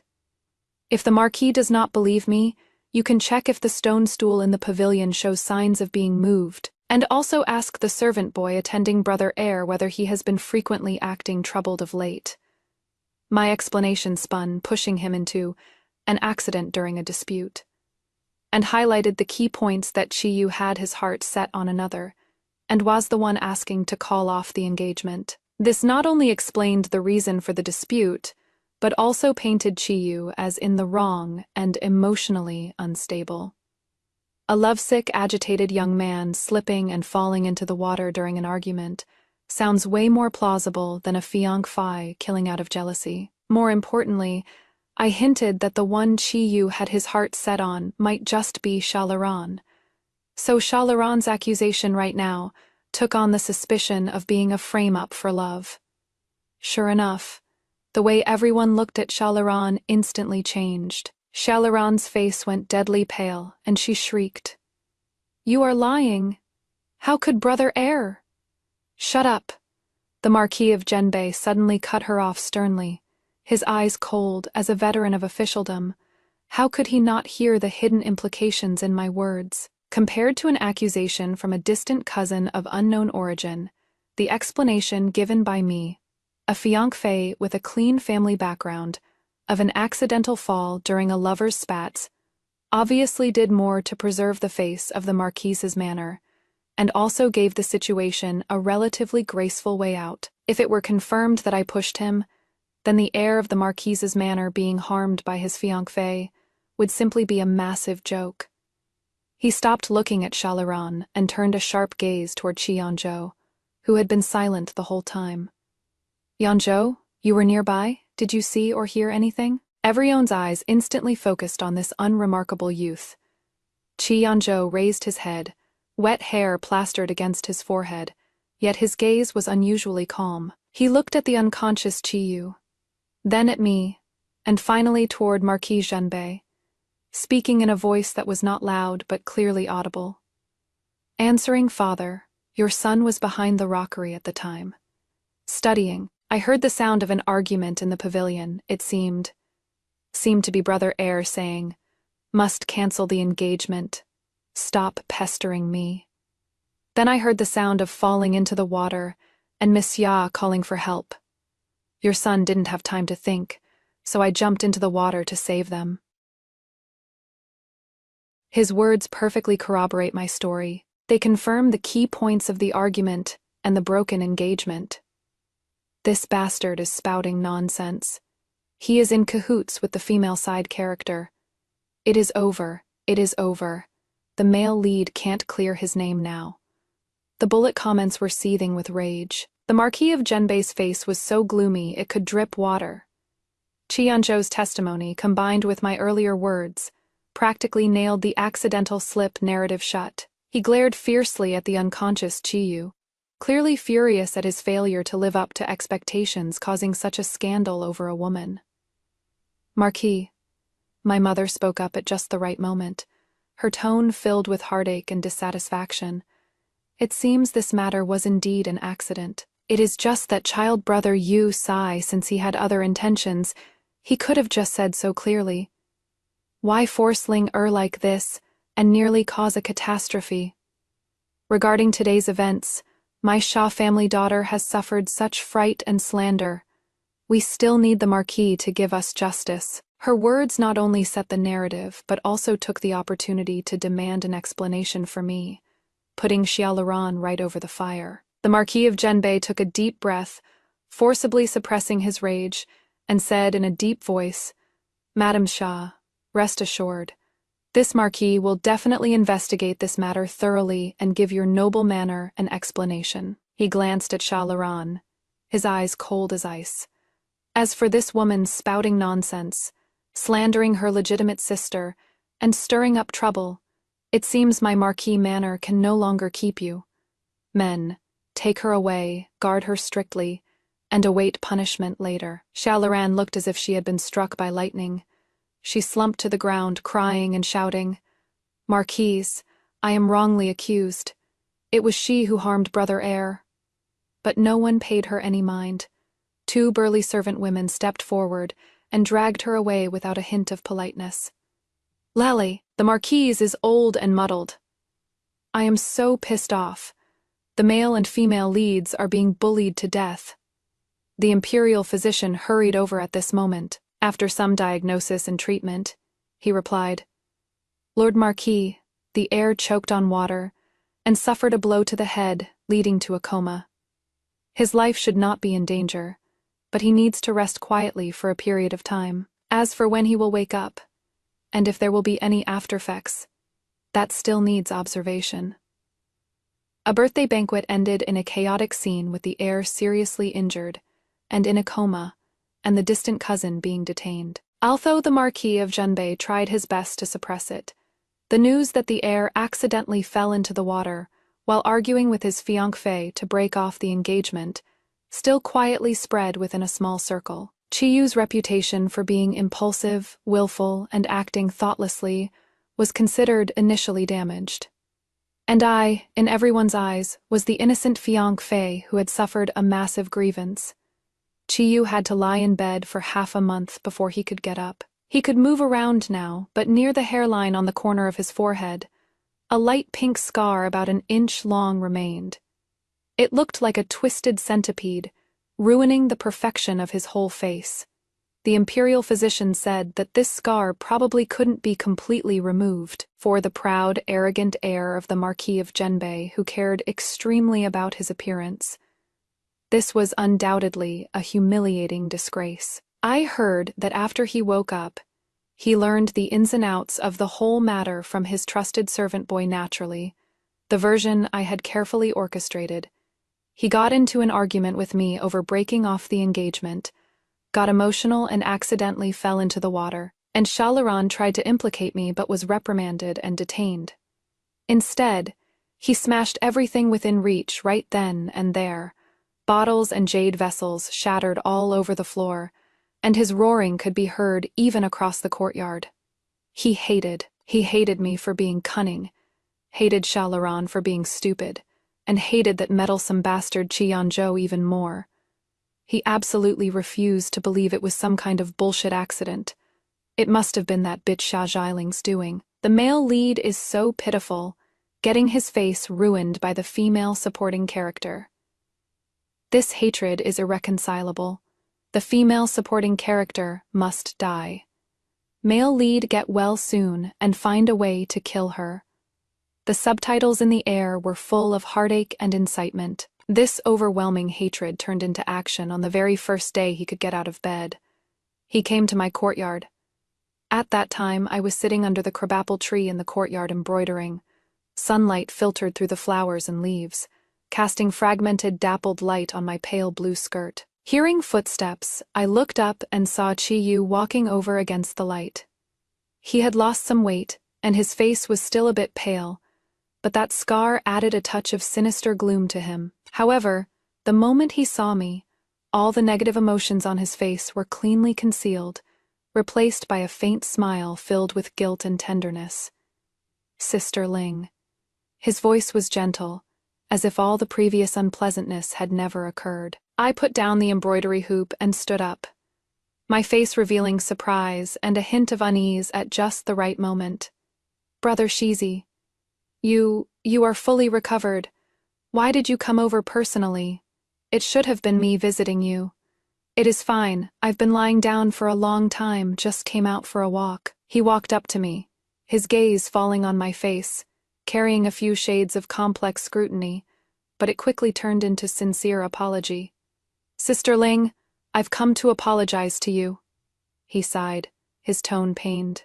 The other day, it was Big Brother's fault. My mind was clouded. I said those bastard things, did stupid things, and even dragged you into it and scared you, getting slandered. He cleverly avoided the name, Xialaran. My falling into the water was truly an accident. It had nothing to do with you. Lying in bed these past few days, I've thought a lot. He looked at me, his gaze deeply affectionate. You and I have an engagement set since childhood, by the order of parents and the words of matchmakers, and even more a match made in heaven. How could I give up so lightly just because of a moment of confusion? Sister Ling, can you forgive Big Brother? He spoke with such sincerity. If I hadn't returned via rebirth and known the viciousness beneath his skin, I almost would have believed him. The male lead is so kind. He is even apologizing to the female side character. He must be forced. It is to placate this vicious woman. Boo-hoo-hoo! Our heir is being wronged! I lowered my lashes, fingers twisting my handkerchief, acting out a moved yet somewhat hesitant look. Brother heir, please don't say that. As long as you are okay, those things are all in the past. I knew Sister Ling was the most forgiving. Chiyu's smile deepened as he took an exquisite food box from the servant behind him and opened it. Inside were a few pieces of sweet-smelling osmanthus cake. This is fresh osmanthus cake from the kitchen. I remember you love sweets. He picked up a piece and held it out before me, his eyes so tender they could drip water. Have a taste. Just consider it. Big Brother making it up to you. The osmanthus cake looked tempting and smelled fragrant, but I keenly caught that the instant his fingertips touched the pastry, there was an extremely faint, almost imperceptible strange scent masked by the rich fragrance of osmanthus. I sneered inwardly. Here it comes. I knew it, a weasel paying a New Year's call to a chicken doesn't harbor good intentions. This pastry has definitely been spiked with something. It isn't deadly poison, that would be too obvious. Most likely, it is some dirty drug that makes one itch all over and break out in red rashes. It would make me suffer and make a fool of myself without being fatal, and he could still wash his hands of it, pastries made in the kitchen. Who knows at which step something went wrong. I raised my eyes to meet his sincere gaze, a flattered, slightly silly smile blooming on my face. Thank you, Brother Shizi. You still remember I love eating this. I reached out my hand, making a motion to take it. A glint of satisfaction from a successful scheme, and disdain flashed in Chiyu's eyes. Just as my fingertips were about to touch the pastry, I suddenly cried out, "Oops!" And as if my grip had slipped, my handkerchief accidentally fell to the ground. "Look at me, so clumsy." I smiled apologetically and used the motion to bend down and pick up the handkerchief. This movement neatly avoided the pastry he was handing over. As I stood up, with a slight blush on my face, my gaze shyly swept over his forehead, and I said softly, "Brother Shizi, the injury on your forehead, does it still hurt? I have some scar healing gel awarded from the palace. It works wonders. Shall I have someone send some over to you?" My words, seemingly out of concern, actually poked precisely at his sore spot. The smile on Chiyu's face instantly stiffened, and the tenderness in his eyes was replaced by a sinister look. Although it was only for a split second, the hand holding the pastry trembled ever so slightly. He hated it most when people mentioned that scar. "Number, there is no need." He practically gritted his teeth as he said this, and he awkwardly retracted the hand holding the pastry. "Oh," I nodded as if I understood, but didn't quite get it, still looking at him innocently. Then this pastry. Chiyu looked at the osmanthus cake in his hand, neither able to throw it away nor keep it. He certainly wouldn't eat it himself. Just as he was in this awkward spot, I suddenly looked toward the courtyard gate and called out in pleasant surprise, "Father, what brings you here?" Chiyu subconsciously looked back. The moment he turned his head, I quickly reached out, using my handkerchief as cover, and swiftly swapped the osmanthus cake in his hand with another untouched one from my food box. The movement was so fast it happened in a split second. Chiyu turned back around. There was no one at the courtyard entrance. "Huh? I thought I saw father just now. Maybe my eyes were playing tricks on me." I stuck out my tongue embarrassedly. Chiyu frowned, suppressing his suspicion. At this moment, he had no desire to keep acting, and just wanted to leave as soon as possible. He shoved the whole food box into my hands. "You keep the cakes and take your time eating them. I am still feeling a bit unwell, so I'll go back and rest first." After saying that, he practically fled in a panic, watching his retreating figure fleeing in panic. The smile on my face grew cold. I picked up the osmanthus cake from the box, the one his fingertips had touched. The one likely spiked walked to the corner of the wall, crumbled it, and mixed it into the soil. Then I picked up the untouched one and took a light bite. So sweet. "Chiyu, your methods are still so underhanded, but the more you hate me, the more you can't hold back, the happier I am. Because I know that the day you bring about your own destruction isn't far off." In the air, new subtitles quietly emerged. "The male lead's look is off, feels like he is gonna turn dark. Must have been pissed off by the female supporting lead." Preview, "The male lead seems to be wandering around the corner tower again. Is he trying to... Could it be that the male lead wants to do it again? It must succeed this time." I looked at that line of hints regarding the corner tower, and the corners of my lips slowly curled up. Yes, the corner tower. That is the place where our grievances will truly come to an end. "I'll be waiting for you." Not many days after the fuss over Chiyu's apology had passed, his personal page boy sneakily delivered a note. There was no signature, only a line of familiar handwriting that was somewhat deliberately scrawled. 3/4 into the hour of the rooster, meet at the corner tower, return old items. We're even from then on. Old items refers to that piece of mutton fat white jade pendant I relentlessly pestered him to accept when I was 5, carved with a clumsy, auspicious cloud pattern. He had been incredibly disdainful, but I treated it like a treasure, thinking I had established a token of love. In my previous life, after I woke up at 18, I had foolishly asked him for it, but he sneered at me, saying he didn't know which corner he'd thrown it into long ago. Later, I learned he had turned around and given it to Shalaran, who casually hung it by her bed as a toy. In this life, he actually wants to use this as bait. I pinched the note, looking out the window at that abandoned corner tower, where part of the scaffolding was already being dismantled, and felt a chill in the depths of my heart. He knew that was the turning point of my fate, and also the place where his obsession began. He wants to thoroughly end me there. The subtitles in the air excitedly flooded the screen. It is here, the ultimate plot point. The male lead is finally making his move. Corner tower showdown. This time it must succeed. Send the female side character to her doom. Using the jade pendant as bait, the male lead is smart. A lovesick fool like the female side character will definitely take the bait. I slowly brought the note close to the candle flame, watching it curl, blacken, and turn to ash. Yes, I will go. If I don't go, how can I do justice to this death trap you've so meticulously arranged? At 3/4 into the hour of the rooster, the setting sun dyed the sky a desolate, vibrant orange-red. All alone, I stepped onto the creaking wooden ladder leading to the corner tower. Some parts of the stairs were rotten, making a sound that set my teeth on edge when stepped on. The air was filled with the scent of rotting wood and dust. Inside my sleeve, my slender fingertips tightly pinched 3-inch long, cold iron silver needles. These were what I had quietly removed from a discarded phoenix hairpin in my mother's jewelry box, and secretly sharpened. Unassuming, yet sharp enough. On the rooftop platform, the wind was howling.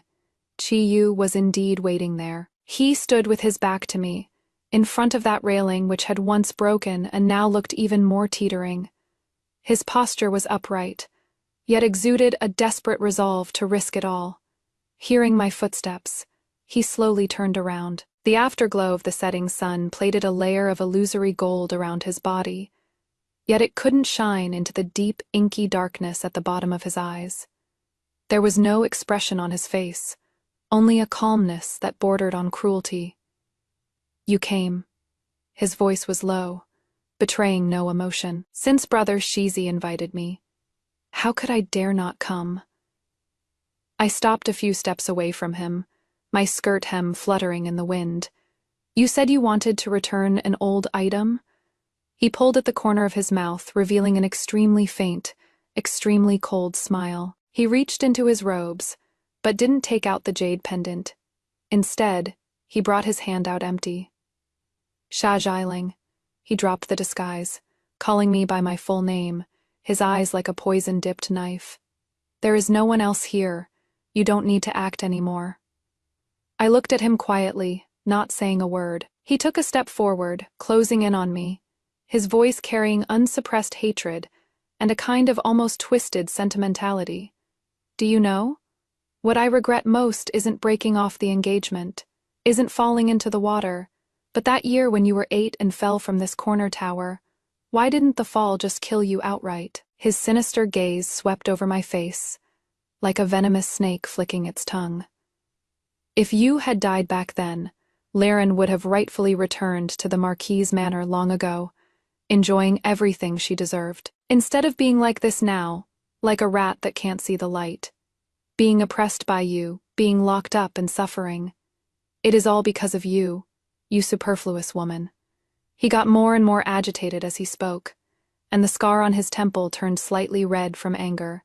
You blocked Laren's way and blocked my way. You should have died long ago. The male lead is so hot. He finally spoke his mind. Did you hear that, female support? You are the one who is unwanted. Hurry up, push her off.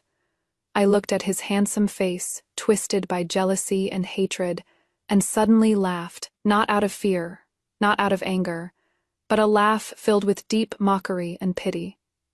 The laughter sounded particularly piercing on the empty rooftop. Chi-Yu froze, seemingly not expecting this reaction from me. What are you laughing at? I stopped laughing and looked up at him, my gaze clear and cold as ice, holding none of the usual timidity or dependence. I am laughing at how pathetic you are, Chi-Yu. You said you regret that I didn't fall to my death back then. I gently shook my head and spoke clearly, word for word. What a coincidence. What I regret most is that back then, I actually shielded an ungrateful, selfish, to the core piece of trash like you from disaster. You? Chiyu was thoroughly enraged by my words, especially the word trash, which ruthlessly stung his arrogant pride. Murderous intent was fully revealed in his eyes. Unable to hold back any longer, he let out a low roar. Go to hell! He suddenly lunged at me, his hands shoving straight toward my chest. His movements were fast and vicious. He intended to push me directly off this 4-jang high rooftop. Right now, I was already poised and ready. The instant his palm was about to touch me, I didn't retreat. Instead, I turned sideways and stepped forward half a pace to meet him. At the same time, my right hand, hidden in my sleeve all along, shot out like lightning. A cold glint flashed at my fingertips. Ang! Chiyu let out a short, stifled grunt. He just felt a sudden numbness and sharp pain at a spot behind his right elbow. His entire arm instantly went limp and weak, and the force pushing toward me suddenly dissipated by more than half. And I, using the momentum of turning sideways in his forward charge, looked like I was being pushed, stumbling backward by him, but my foot precisely hooked and tripped him. What did you do? Chiyu couldn't exert any strength in his right arm, and with his balance completely lost from my trip, and the inertia of his rush, he plunged forward in horror. And I, amidst a panicked cry, coincidentally, dodged to the side, brushing right past him. In a split second, the tables turned. No! Under Chiyu's terrified gaze, unable to stop his momentum, he slammed violently into that already completely rotten wooden railing. Crack! Crash! A tooth-aching snapping sound rang out. The rotten railing couldn't withstand the force of his impact at all, shattering instantly. Chiyu's figure, accompanied by a scream of despair, plummeted straight down from the top of the 4-jang high corner tower. The wind whistled in his ears. The last thing he saw was the look in my eyes as I stood at the edge of the roof, looking down at him from above. In that look, there was no panic, no fear, only a bottomless coldness and calm, and my silently moving lips, forming shapes only he could read, softly spitting out a few words. Husband, if you die, I'll just find someone to replace you. Thud! The dull, loud sound of a heavy object hitting the ground came from downstairs. The whole world seemed to fall silent for a moment. The male lead. The one falling is the male lead. What did the female supporting character do? She killed the male lead. The plot has completely collapsed. It is over. The floating subtitles were drowned out by immense shock and panic. A scene of total chaos. I stood on the roof, letting the fierce wind blow my dress and hair. Looking down, it wasn't hard bluestone slabs below, but a pile of soft haystacks and a few scattered sacks that Cheonjo had already arranged. Although they cushioned the impact, a fall from 4-jang high was definitely not something haystacks could completely neutralize. Chiyu slumped in the pile of grass like a heap of mud, his limbs twisted unnaturally, a dark red stain slowly spreading beneath him. He kept his eyes open, staring at the sky, his gaze filled with extreme fear, pain, and disbelief. He didn't die immediately, but clearly, he couldn't move. I straightened my slightly messy collar and hair, took a deep breath, and my face instantly switched to a panic-stricken, pale-faced expression. Then, using all my strength, I let out an extremely shrill scream. Aha, help, brother. Air has fallen down. My scream pierced the silence of the Marquise's manor at dusk. Almost simultaneously, Cheonjo, who had long been lying in wait nearby, rushed out from the corner as if hearing a signal, threw himself to Chiyu's side, and shouted loudly, Brother, are you okay? Meanwhile, on the other side, several former colleagues my father had arranged to, coincidentally pass by the outer wall of the Marquise's manor, were also conveniently startled by the commotion, and hurriedly banged on the manor's main gate. Footsteps, exclamations, and questioning voices came from far to near, rapidly converging beneath the corner tower. I stood at the top of the tower, watching the crowd rapidly gathering below, watching the panicked figures of Marquis Zhenbei and my parents rushing over, watching Qi Yanzhou's anxious rescue posture, and watching Qi Yu in the haystack, who looked just like a rag doll. I slowly curled the corners of my lips, revealing a cold and cruel smile. Qi Yu, welcome to my hell. Chaos, absolute chaos. My scream was like cold water thrown into boiling oil, instantly exploding through the entire Marquis Zhenbei manor. Servants, guards, masters, and mistresses from the various branches who heard the news. The crowd surged toward the foot of the corner tower like a tide. I slumped on the edge of the cold floorboards, just inches away from the broken railing. I had already secretly loosened my collar, messed up my carefully styled hair, and even used my fingernails to pinch a few suggestive red marks on my neck. The tears falling like beads off a broken string weren't fake. It was hatred, the thrill of revenge, the fear of surviving the ordeal, various emotions intertwined, giving birth to the most real performance. Marquis Zhenbei, Qi Zheng, was the first to rush upstairs, followed by my parents, whose faces were ghastly pale. Seeing that twisted figure in the haystack below, and hearing Qi Yanzhou's sobbing cry, "Big brother, wake up!" This seasoned general's body swayed imperceptibly. He whipped his head around, his blood-red eyes staring dead at me. He strode over in a few steps, his iron pincer-like hands grabbing my frail shoulders, his voice hoarse with rage and fear. "Speak! What happened? How could you fall down?" He used so much force, squeezing me until my bones hurt.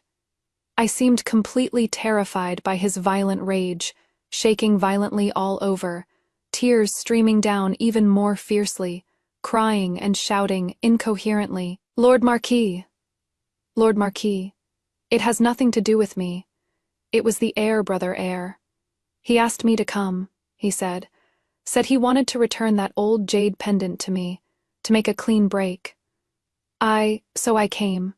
I panted heavily, as if recalling something extremely terrifying, my eyes darting around in panic. But after he got the jade pendant, suddenly his face changed. He said that as long as the deed was done, I would never have the face to mention breaking off the engagement again. The Xia family, to save face, would definitely force me to marry him.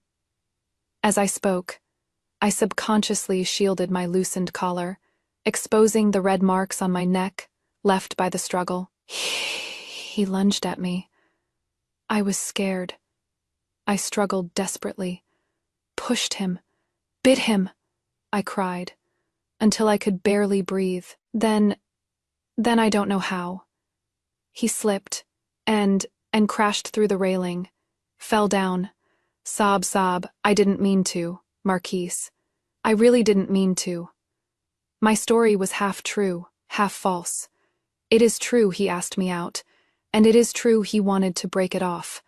The false part is that he forced himself on me. But the motive I gave makes perfect sense. He didn't want the bad reputation of calling off the engagement, and he wanted to get rid of me quickly to marry Xiaolan. Using such dirty tricks to force me to submit isn't impossible for a desperate heir. Besides, my appearance right now, disheveled clothes, tear streaks, and red marks on my neck is the most powerful evidence. Lies, the female supporting character is lying. It was obviously the female supporting character who pushed the male lead down. Vicious, still slandering the male lead at a time like this. The floating subtitles were fuming with rage, yet unable to penetrate the barrier of reality. The Marquis of Zhenbei's grip on my shoulder loosened slightly.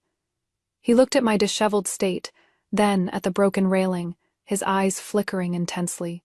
He knew his own son. For that Xiaolan, he really might do something extreme. Besides, if the heir slipped and fell while attempting to force himself on someone, although it sounds bad, it is a tiny bit better than the heir being murdered by his fiancé, or falling off for no reason. At least, the main blame could be pushed onto a dead man or a heavily injured man. Marquise! Linger! My mother rushed over, pulling me into her arms, tears falling from heartache as she shouted angrily at the Marquis of Genbei. Marquise! You heard it all! It was the heir. He actually tried to use such despicable means to force himself on my child. Now that he is reaping what he sowed, are you going to blame my humiliated and terrified daughter? My father Xia Mingyuan's face was livid. Although he was skeptical of my story, protecting his daughter and the family's face was the top priority right now. He said in a deep voice, Marquise, the urgent priority is to treat the heir. This matter is full of suspicious points and needs careful investigation. But if the heir really did commit such misconduct, my Xia family will absolutely not let this go. At this moment, covered in grass clippings, Qianzhou rushed upstairs in a hurry. His face was full of anxiety and grief as he said to the Marquis of Genbei, Father, Big Brother is hurt very badly. He is already passed out.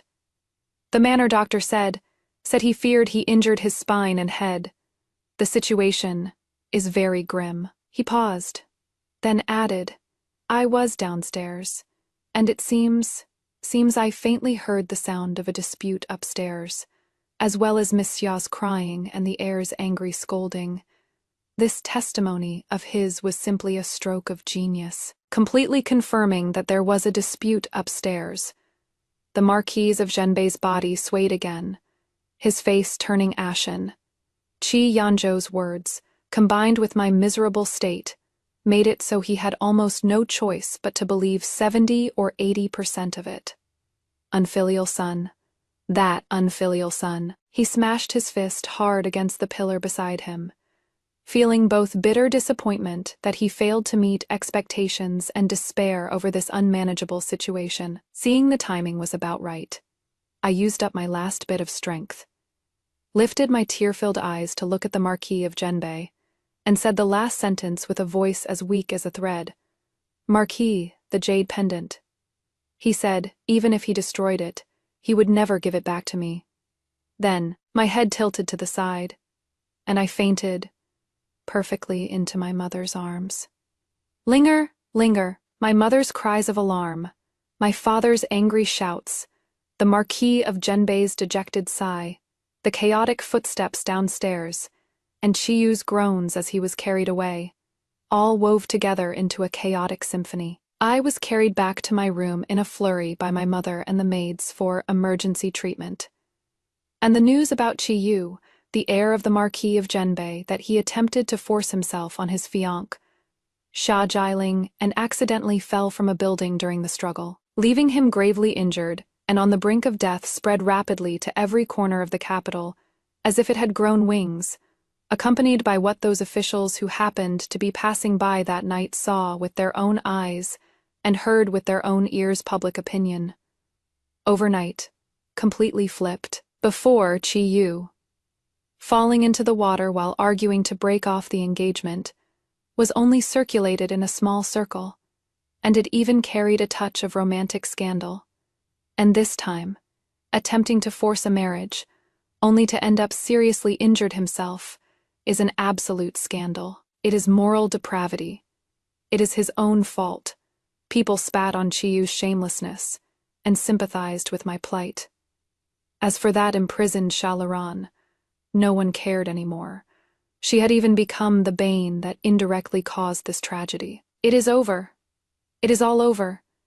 The male lead is ruined. The female supporting character is so heartless, such vicious tactics. Boo-hoo. I don't believe it.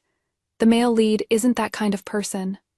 The floating subtitles were a sea of wailing. I lay on the soft bed, listening to the faint chatter drifting in from outside the window about Chiyu's severe injuries, that he was highly likely to be paralyzed for life, or even become a vegetable, and slowly opened my eyes. His eyes were perfectly clear. There wasn't the slightest sign of unconsciousness. Chiyu's life was forcibly dragged back from the gates of hell by the imperial doctors using precious medicinal herbs. But they merely managed to drag his life back. A fall from a height of 4 zhang, even with a haystack to cushion the blow. The immense impact still shattered several of his vertebrae, and damaged a meridian deep within his skull. He was paralyzed completely and utterly. Below the neck, there was not a shred of feeling left. He couldn't speak. His throat could only make strange he sounds, like a broken bellows. Every day he relied on ginseng soup and liquid food to hang on to life, and even needed someone to wait on him to relieve himself. He was like a puppet that still had consciousness, placed amidst brocade quilts and soft pillows.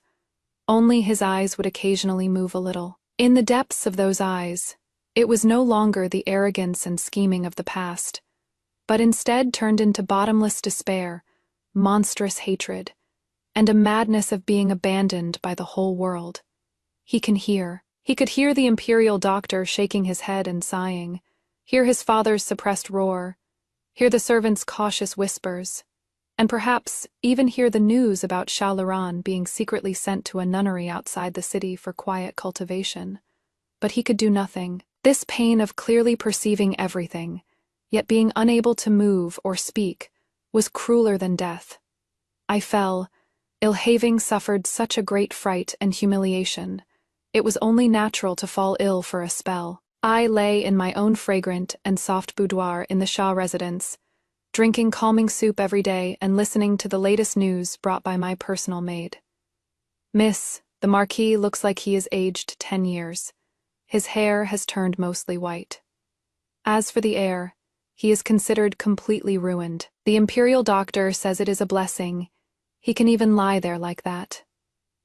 The Marquis's residence is a mess right now. The servants are all in a panic. I idly stirred the spoon in the bowl Qijung. The Marquis of Junbei had indeed aged a great deal overnight. His eldest son was ruined, with no hope of inheriting. This almost severed the most orthodox line of his succession. The glory and future of the Marquis's residence were instantly cast under a thick shadow. What gave him an even bigger headache was that the elders of the clan, the advisors in the residence, and even some colleagues in the court who cared about him, began to mention the same thing. Either openly or subtly, the position of heir cannot remain vacant for long. Marquis, it is time to consider the future of the residence. Consider? Consider how? Chiyu is the legitimate eldest son, his status proper and rightful. Now that he is crippled, the Marquis seems to have no other male offspring. But, are there really none? That name deliberately forgotten by everyone began to swirl on the tips of some people's tongues, Qianzhou. That second son, born of a mistress, who existed in the Marquis's manor like an invisible man. It is over. Are they going to remember that bastard? No way. How can the position of heir be given to a mistress's son? The male lead isn't dead yet. You guys can't do this. Marquis, hang in there. Wait for our male lead to get better. The subtitles in the air were filled with panic and unwillingness, but they could not stop the torrent of reality. At first, the Marquis of Junbei was extremely resistant. A mistress's son, of humble status and low birth mother, how could he inherit the title of the Marquis's manor? Wouldn't he become the laughingstock of the entire capital? He might have a trace of meager fatherly affection for Qianzhou, but mostly he viewed him as a stain on his life. He tried to find other ways out. He thought about adopting a clansman with decent aptitude from within the family. But the clansmen of suitable age were either mediocre in aptitude, or their parents were ambitious and hard to control. More importantly, how would His Majesty view an adopted heir? The Marquis of Junbei's manor holds military power, and has always been an existence the emperor needs to balance. The choice of heir is by no means a matter for the Marquis's manor alone. Just as he was overwhelmed with anxiety, some subtle voices began to appear in the court. There were censors who accidentally mentioned that Qianzhou, the second son of Marquis Junbei, though coming from a flawed background, is rumored to be steady in temperament and diligent in his studies. Now that the Marquis's manor is in trouble and in dire need of people, how can a talent be discarded because of his birth? There were also officials on good terms with the Shah family, who unintentionally brought up during idle chat that blood is ultimately more important than anything else. A son born out of wedlock is still a biological son, surely better than handing over the ancestors' foundation to a collateral branch. These voices weren't loud, but they traveled precisely to Marquis Junbei's ears. He sat alone for a whole night in Chiyu's room, which was permeated with the smell of medicine, watching his eldest son lying there like the living dead, eyes vacant, and seeing the intense hatred and pleading that burst forth whenever their eyes met, made his heart feel like it was being twisted by a knife. This son is completely ruined. The future of the Marquise's manor cannot be tied to a cripple. He thought of that silent second son again. In his impression, the boy always kept his head down, wearing old clothes washed until they were faded, staying quietly in the corner like a shadow. His coursework seemed quite good. The tutor had once implicitly praised him for his high aptitude. Last time during the drowning incident, it was also him who jumped into Saviar, perhaps. Perhaps this is truly the will of heaven. Perhaps this son, whom he has always neglected, is the only hope sent by the ancestors to continue the family line of the Marquise's manor. Just before dawn, the Marquis of Genbei dragged his exhausted body out of the room and spoke hoarsely to the old butler guarding the door, his voice carrying a desolate resignation. Go, make arrangements. Yanzhou's birth mother, her spirit tablet. Bring it into the ancestral hall. Also move Yanzhou to Yizhuchuan to live. All allowances. Follow the young master's standard. The old butler's body jolted. He lowered his head and answered respectfully, Yes, Lord Marquis. This order was like dropping a giant boulder into a calm lake. Receiving the outside mistress's spirit tablet into the ancestral hall meant the Marquise's manor officially acknowledged Qi Yanzhou's birth mother. Although still lowly, Qi Yanzhou was no longer a fatherless bastard, but a concubine-born son, with a proper title, moving courtyards and raising his allowance, sent out an even clearer signal the Marquis was going to start grooming this son. The servants in the Marquise's manor were the shrewdest. The wind direction shifted in an instant. The once dilapidated small courtyard that no one cared about suddenly became bustling. Movers, people delivering daily necessities, those trying to curry favor, came in an endless stream. Qi Yanzhou remained silent. He calmly accepted all of this, moved into the spacious and elegant Yizu pavilion, put on well-fitting new clothes, and had exquisite meals.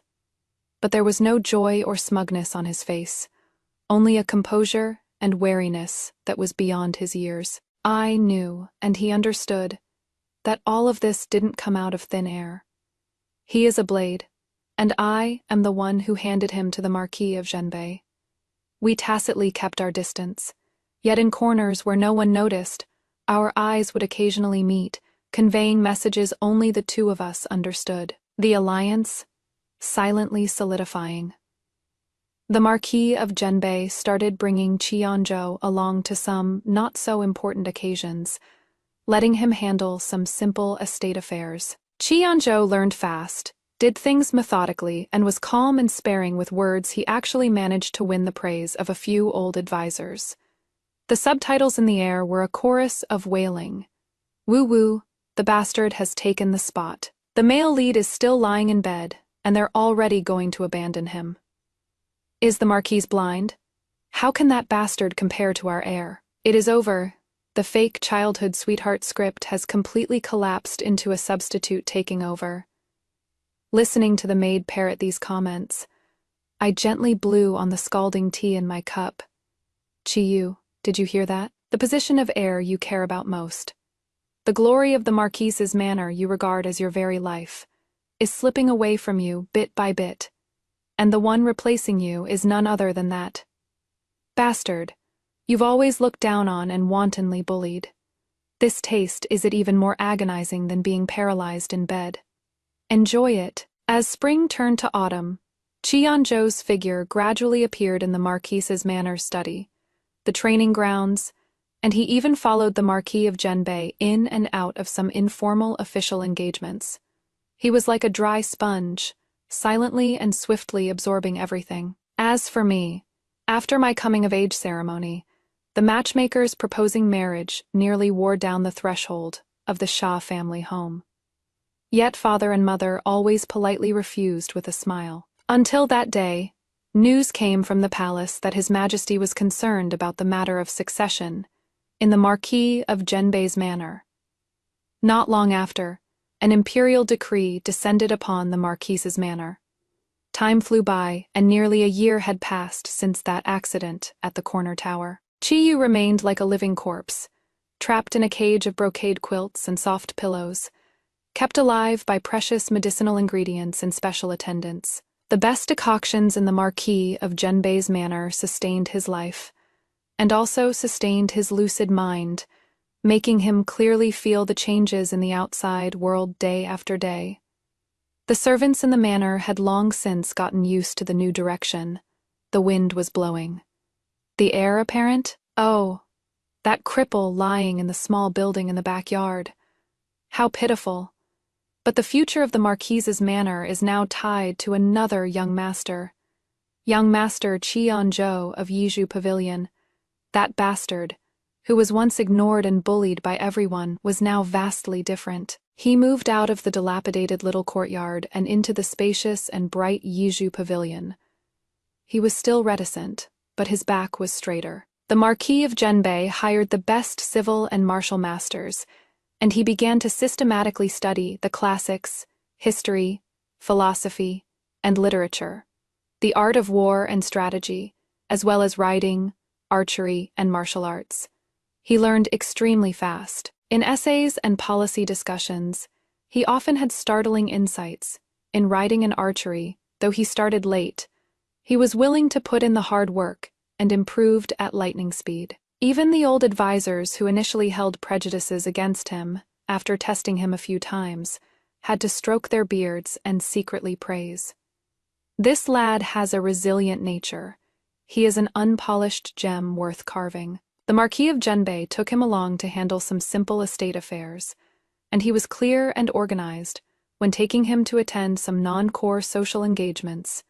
He behaved appropriately, remaining quiet and reserved, which conversely gave people an impression of being steady and reliable. Gradually, the rumor that Qianzhou, the second son of the Marquis of Genbei, although of blemished origins, is diligent and motivated, worthy of great responsibility, began to quietly circulate within specific circles of the capital. Behind this, naturally, were my father and his old subordinates, and colleagues subtly fanning the flames without leaving a trace. Pah, no matter how much that bastard pretends, he can't change his lowly birth. Exactly. The turtle dove occupying the magpie's nest. Shameless. Our heir you is the true legitimate line. You sycophantic lowlifes. The subtitles in the air were still full of hostility, but the voice seemed less self-righteous than before. Reality was pushing forward in an irreversible way. And I, Xia Xialing, had also passed my coming-of-age ceremony. A 15-year-old maiden, like a newly blooming begonia, dazzlingly beautiful beyond compare. My family background was impeccable.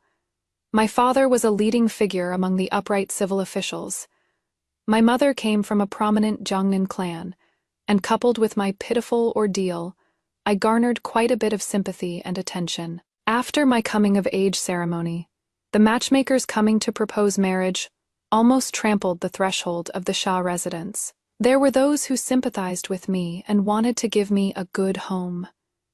Those who valued the Shah family's power and sought an alliance, and those who simply felt my character and appearance were outstanding. But my father and mother always politely declined. The excuse was grand and impeccable. Their daughter had been frightened previously, and her spirit was damaged. She still needed to recuperate for some time, and would not consider marriage for the time being. Outsiders just assumed the Shah family cherished their daughter, or perhaps their standards were high and they wanted to find a better match. Only I knew that my parents were waiting for the most suitable opportunity, waiting for a result that would come naturally. The turning point occurred on a crisp, clear autumn day. News suddenly came from the palace that His Majesty, while chatting with a few key ministers, seemed to unintentionally bring up the Genbei Marquis manor, expressing a hint of concern regarding the Marquis getting on in years, while the position of the heir remains vacant, fearing it might threaten the stability of the realm. A single word from the Son of Heaven carries immense weight. This seemingly casual concern was like a clap of thunder, exploding throughout the court and beyond. Everyone understood that His Majesty was delivering a warning, as well as a hint. The issue of succession in the Marquis of Genbei's manor could not be dragged on any longer. It was time to make a decision. Those forces that had been waiting and watching, or even secretly obstructing, instantly died down under this display of imperial might. The Marquis of Genbei, Qi knelt outside the imperial study for 2 whole hours. After coming out, he seemed to have aged a few more years, but in his eyes there was a trace of relieved determination. A few days later, a bright yellow imperial decree, surrounded by a ceremonial guard, arrived grandly at the Marquis of Genbei's manor. The entire household, high and low, burned incense and bathed, kneeling to welcome the imperial decree. The shrill voice of the eunuch, reading the decree, echoed through the silent courtyard. By the will of heaven, the emperor decrees, the Marquis of Genbei, Qi is loyal and devoted to the country. However, his eldest son, Qi is unfortunately disabled and cannot carry on the ancestral line. The second son, Qi, though born of a concubine, is of honest character, diligent, and eager to learn, making him worthy to be the heir. Thus, in strict observance of ancestral teachings and in accordance with public sentiment, we respectfully announce to heaven, earth, the ancestral temple, and the state, that we confer the book and seal upon Qi, establishing him as the heir of the Marquis of Genbei. Respect this. This subject receives the decree and gives thanks for the grace. Long live my emperor. Long live, long live. Qi voice was calm and steady, betraying not a single ripple of emotion. He respectfully took the book and seal representing the status of the heir, and amidst the complicated gazes of the crowd, slowly stood up. The title of heir had changed hands. The dust had settled. On the day the imperial decree was issued, the Marquis's manor set up a simple incense altar to inform the ancestors. I asked Mother for permission, and taking 2 reliable older maidservants with me, I pushed a wheelchair to the small building in the back courtyard where Qi was recuperating. The small building was still filled with a heavy smell of medicine. Qi had been cleaned up reasonably well, wearing soft nightclothes and leaning against a specially made high pillow.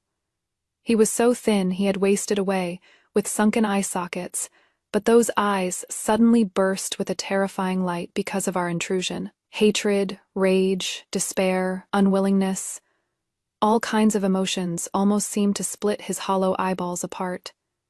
I had the old servant push his wheelchair to the window. The window was open, allowing a distant view of the curling smoke rising from the ancestral hall in the front courtyard, as well as the faint sounds of ceremonial music announcing the birth of the new heir. I walked over to him, bent down, and whispered softly in a voice that only the 2 of us could hear, like a lover's murmur.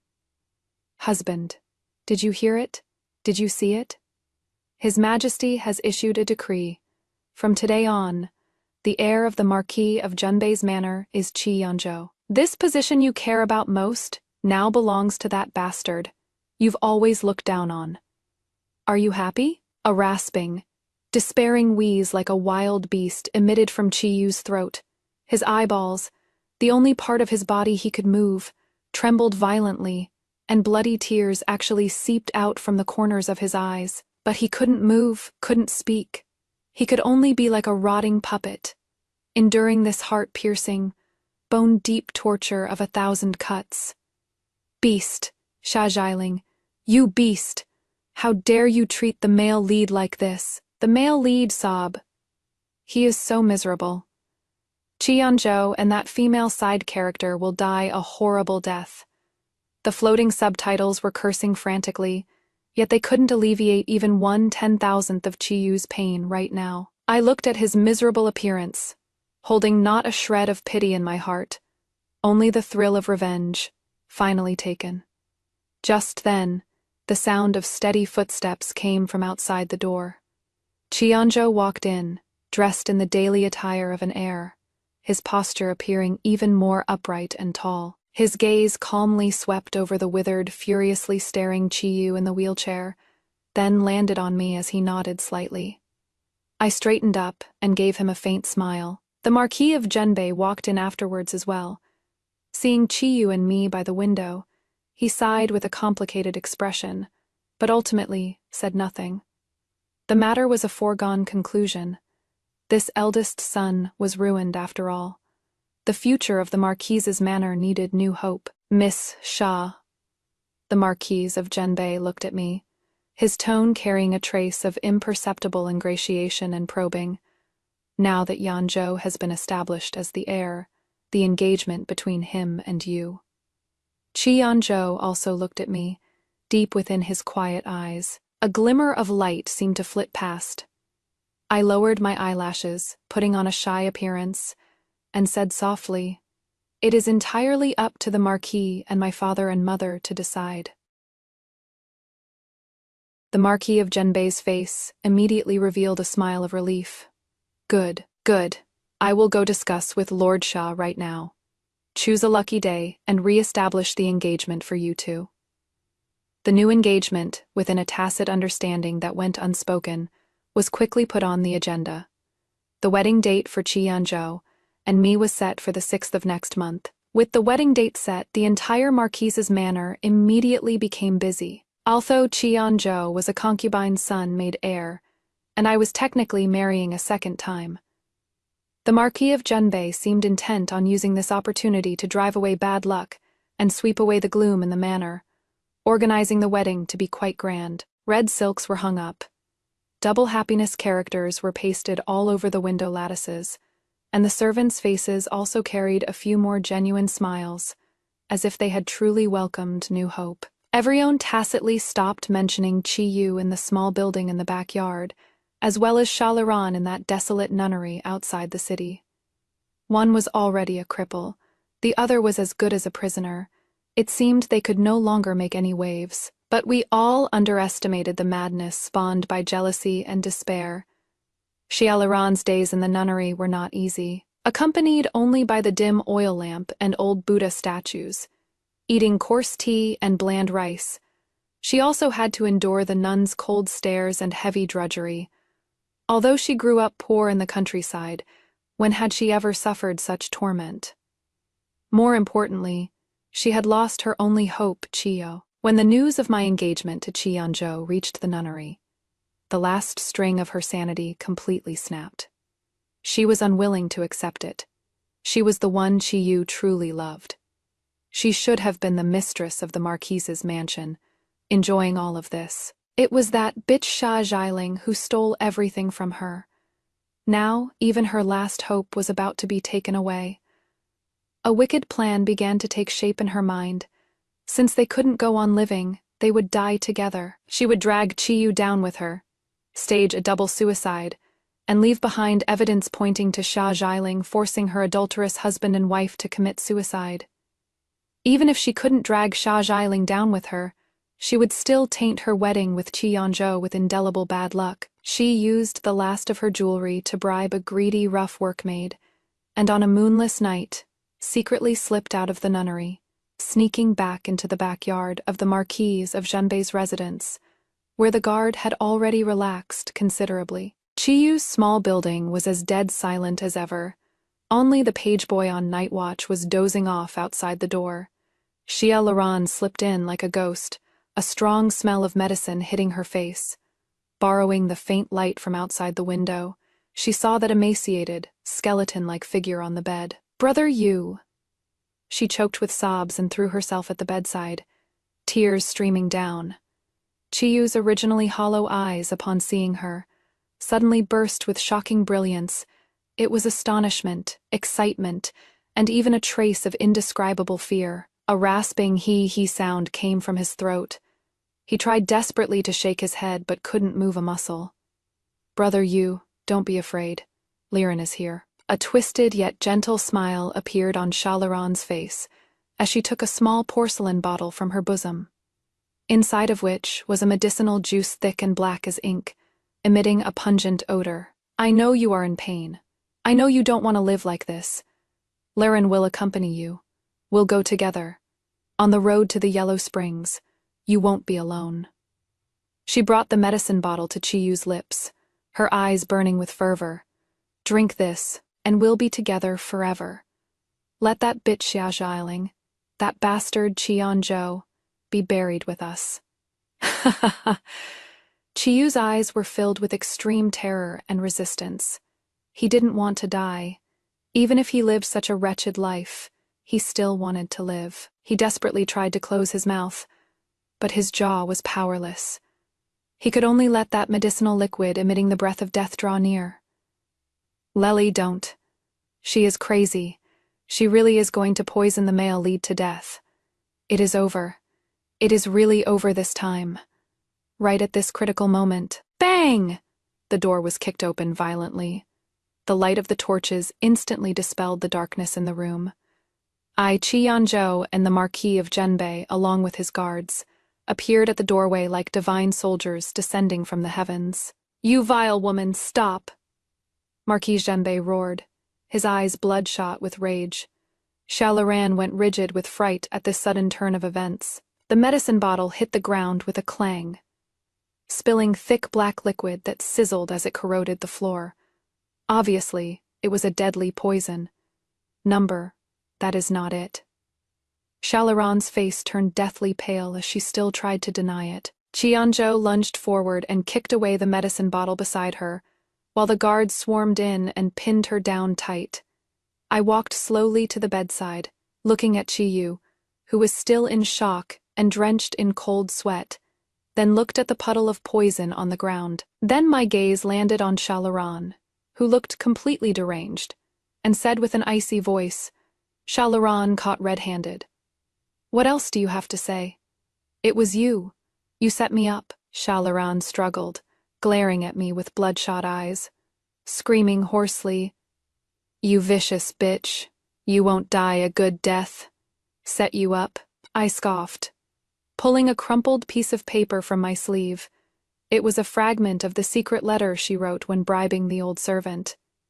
If you didn't harbor evil intentions, who could have set you up?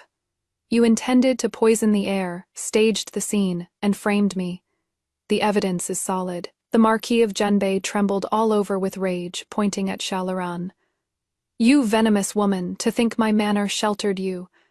Yet you dared to murder my son. Men, tie her up. Send her to the capital magistrate's office. Punish her according to the law. Lord Marquis, spare my life. Shalaran was completely panicked, crying and shouting. It was the air, he made me do it. He didn't want to live anymore, he wanted me to accompany him. Shut up! The Marquis of Zhenbei shouted angrily, not believing her nonsense at all. How could a living dead person order her? Shalaran was roughly dragged away by the guards, her crying and cursing gradually fading away. I walked to Chiyu's bedside, looking at his pupils trembling violently from extreme terror and lingering fear, bent down and whispered in a voice as soft as a feather, yet as cruel as a knife. Look, the person you hold most dear, in the end, they didn't want to save you, but to drag you down to hell with them. Chiyu, your whole life is just a joke. Chiyu's pupils suddenly constricted to the extreme, and then completely lost their luster, leaving only the dead gray of despair. Shalaran's fate could be easily imagined. Plotting to murder the heir is a crime punishable by death, with the Marquis of Zhenbei's manor and the Shah family applying pressure simultaneously. The governor of the capital passed sentence very quickly execution after autumn. She ultimately died on the eve of what she hated most, my grand wedding with Qianzhou. When the news arrived, I was trying on my bright red wedding dress. Listening to the maid's report, I looked at myself in the mirror, decked out in the phoenix crown and bridal robes with a fierce look in my eyes, and slowly curled my lips. The 6th day, an auspicious day, suitable for weddings. The Marquis of Genbei's manor was immersed in a sea of red from the early morning. Firecrackers popped from the head of the street to the end of the alley. Gongs and drums were deafening, and the guests' carriages and horses blocked the street in front of the manor so tightly that not even water could trickle through. Although the groom was a concubine's son, inheriting the position, and the bride was remarrying. The power of the Marquis of Genbei's manor, the noble prestige of the Shah family, and His Majesty's implied tacit consent made this wedding the liveliest event in the capital since the year began. The front hall was draped in red and colorful decorations, overflowing with festive cheer. I wore a bright red wedding dress with intricate embroidery symbolizing fertility and fortune, and on my head was a heavy pure gold phoenix crown with kingfisher feathers. The beaded veil hung down, obscuring most of my face, revealing only my carefully painted red lips and chin. Qianzhou was also dressed in bright red wedding robes, making his face look as fair as jade and his posture tall and straight. Perhaps due to his change in status and a year of seasoning, the last traces of boyishness had faded from his brow, replaced by a sense of composure and authority. We stood side by side, and amidst the loud chanting of the ceremonial official, we bowed first to heaven and earth, second to the high hall, and third to each other.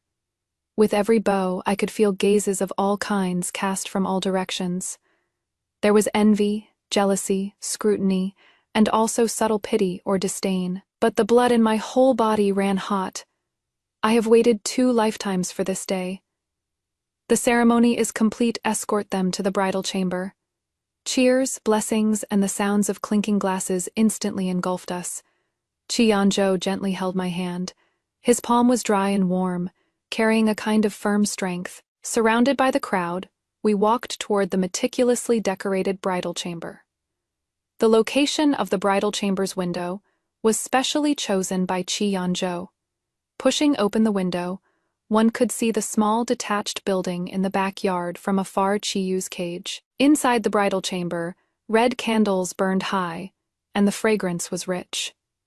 The wedding matron spoke auspicious words, and the maids retreated with suppressed smiles, leaving the space to us, newlyweds. Qianzhou picked up the white jade nuptial cups from the table, filled them with wine, and handed one to me. We crossed our arms and drank the nuptial wine that symbolized sharing joys and sorrows together. The liquor was spicy yet sweet as it slid down my throat, as if I were swallowing the bitterness of my past life and the scheming of this one all at once. I put down the cup, and the room fell into a brief silence. The red candles crackled. I looked up at Qianzhou. He was looking at me too, his gaze deep, swirling with many emotions. I couldn't clearly distinguish gratitude, tacit understanding, and perhaps a hint of some faint affection. After a year of joining hands in secret and calculating every step, what lies between us has long surpassed a simple relationship of mutual use. "Let's go," I said softly, breaking the silence. He nodded slightly, not asking where. We were of one mind.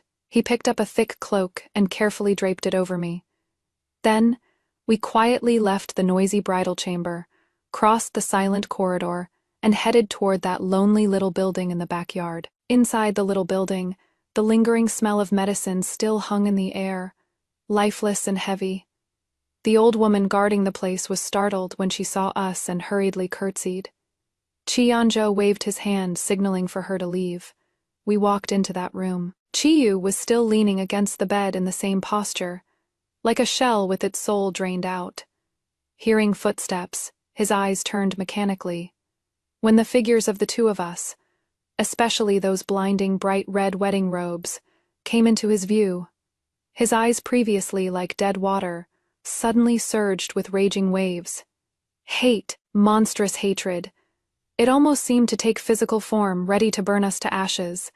And that bone-deep despair, humiliation, and disbelief.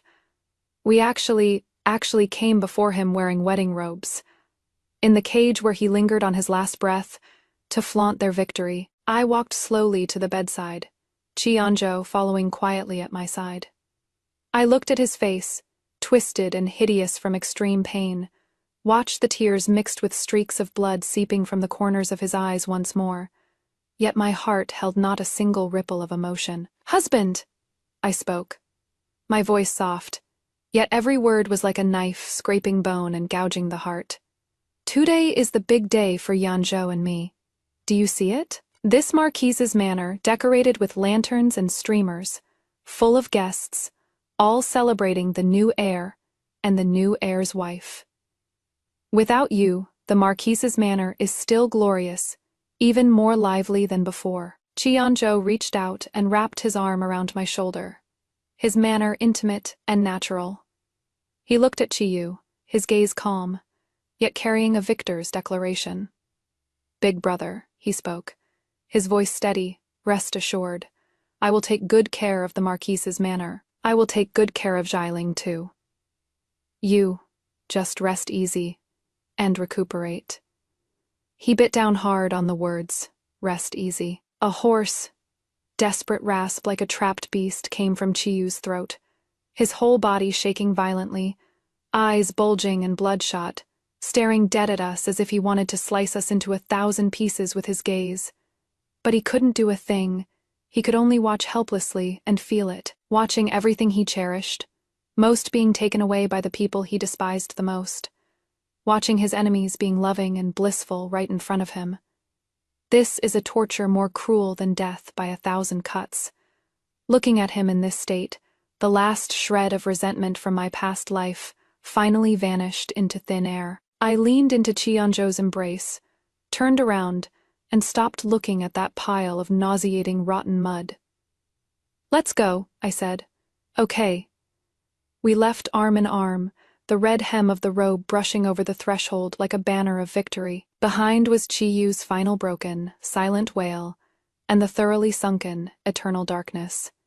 It is said that on that night, the new heir of the Marquis of Zhenbei's manor and his wife spent their wedding night entangled in passionate love, and that cripple in the small building in the backyard, amidst extreme rage, regret, and humiliation, vomited blood endlessly, his breath fading, and didn't make it through that festive night.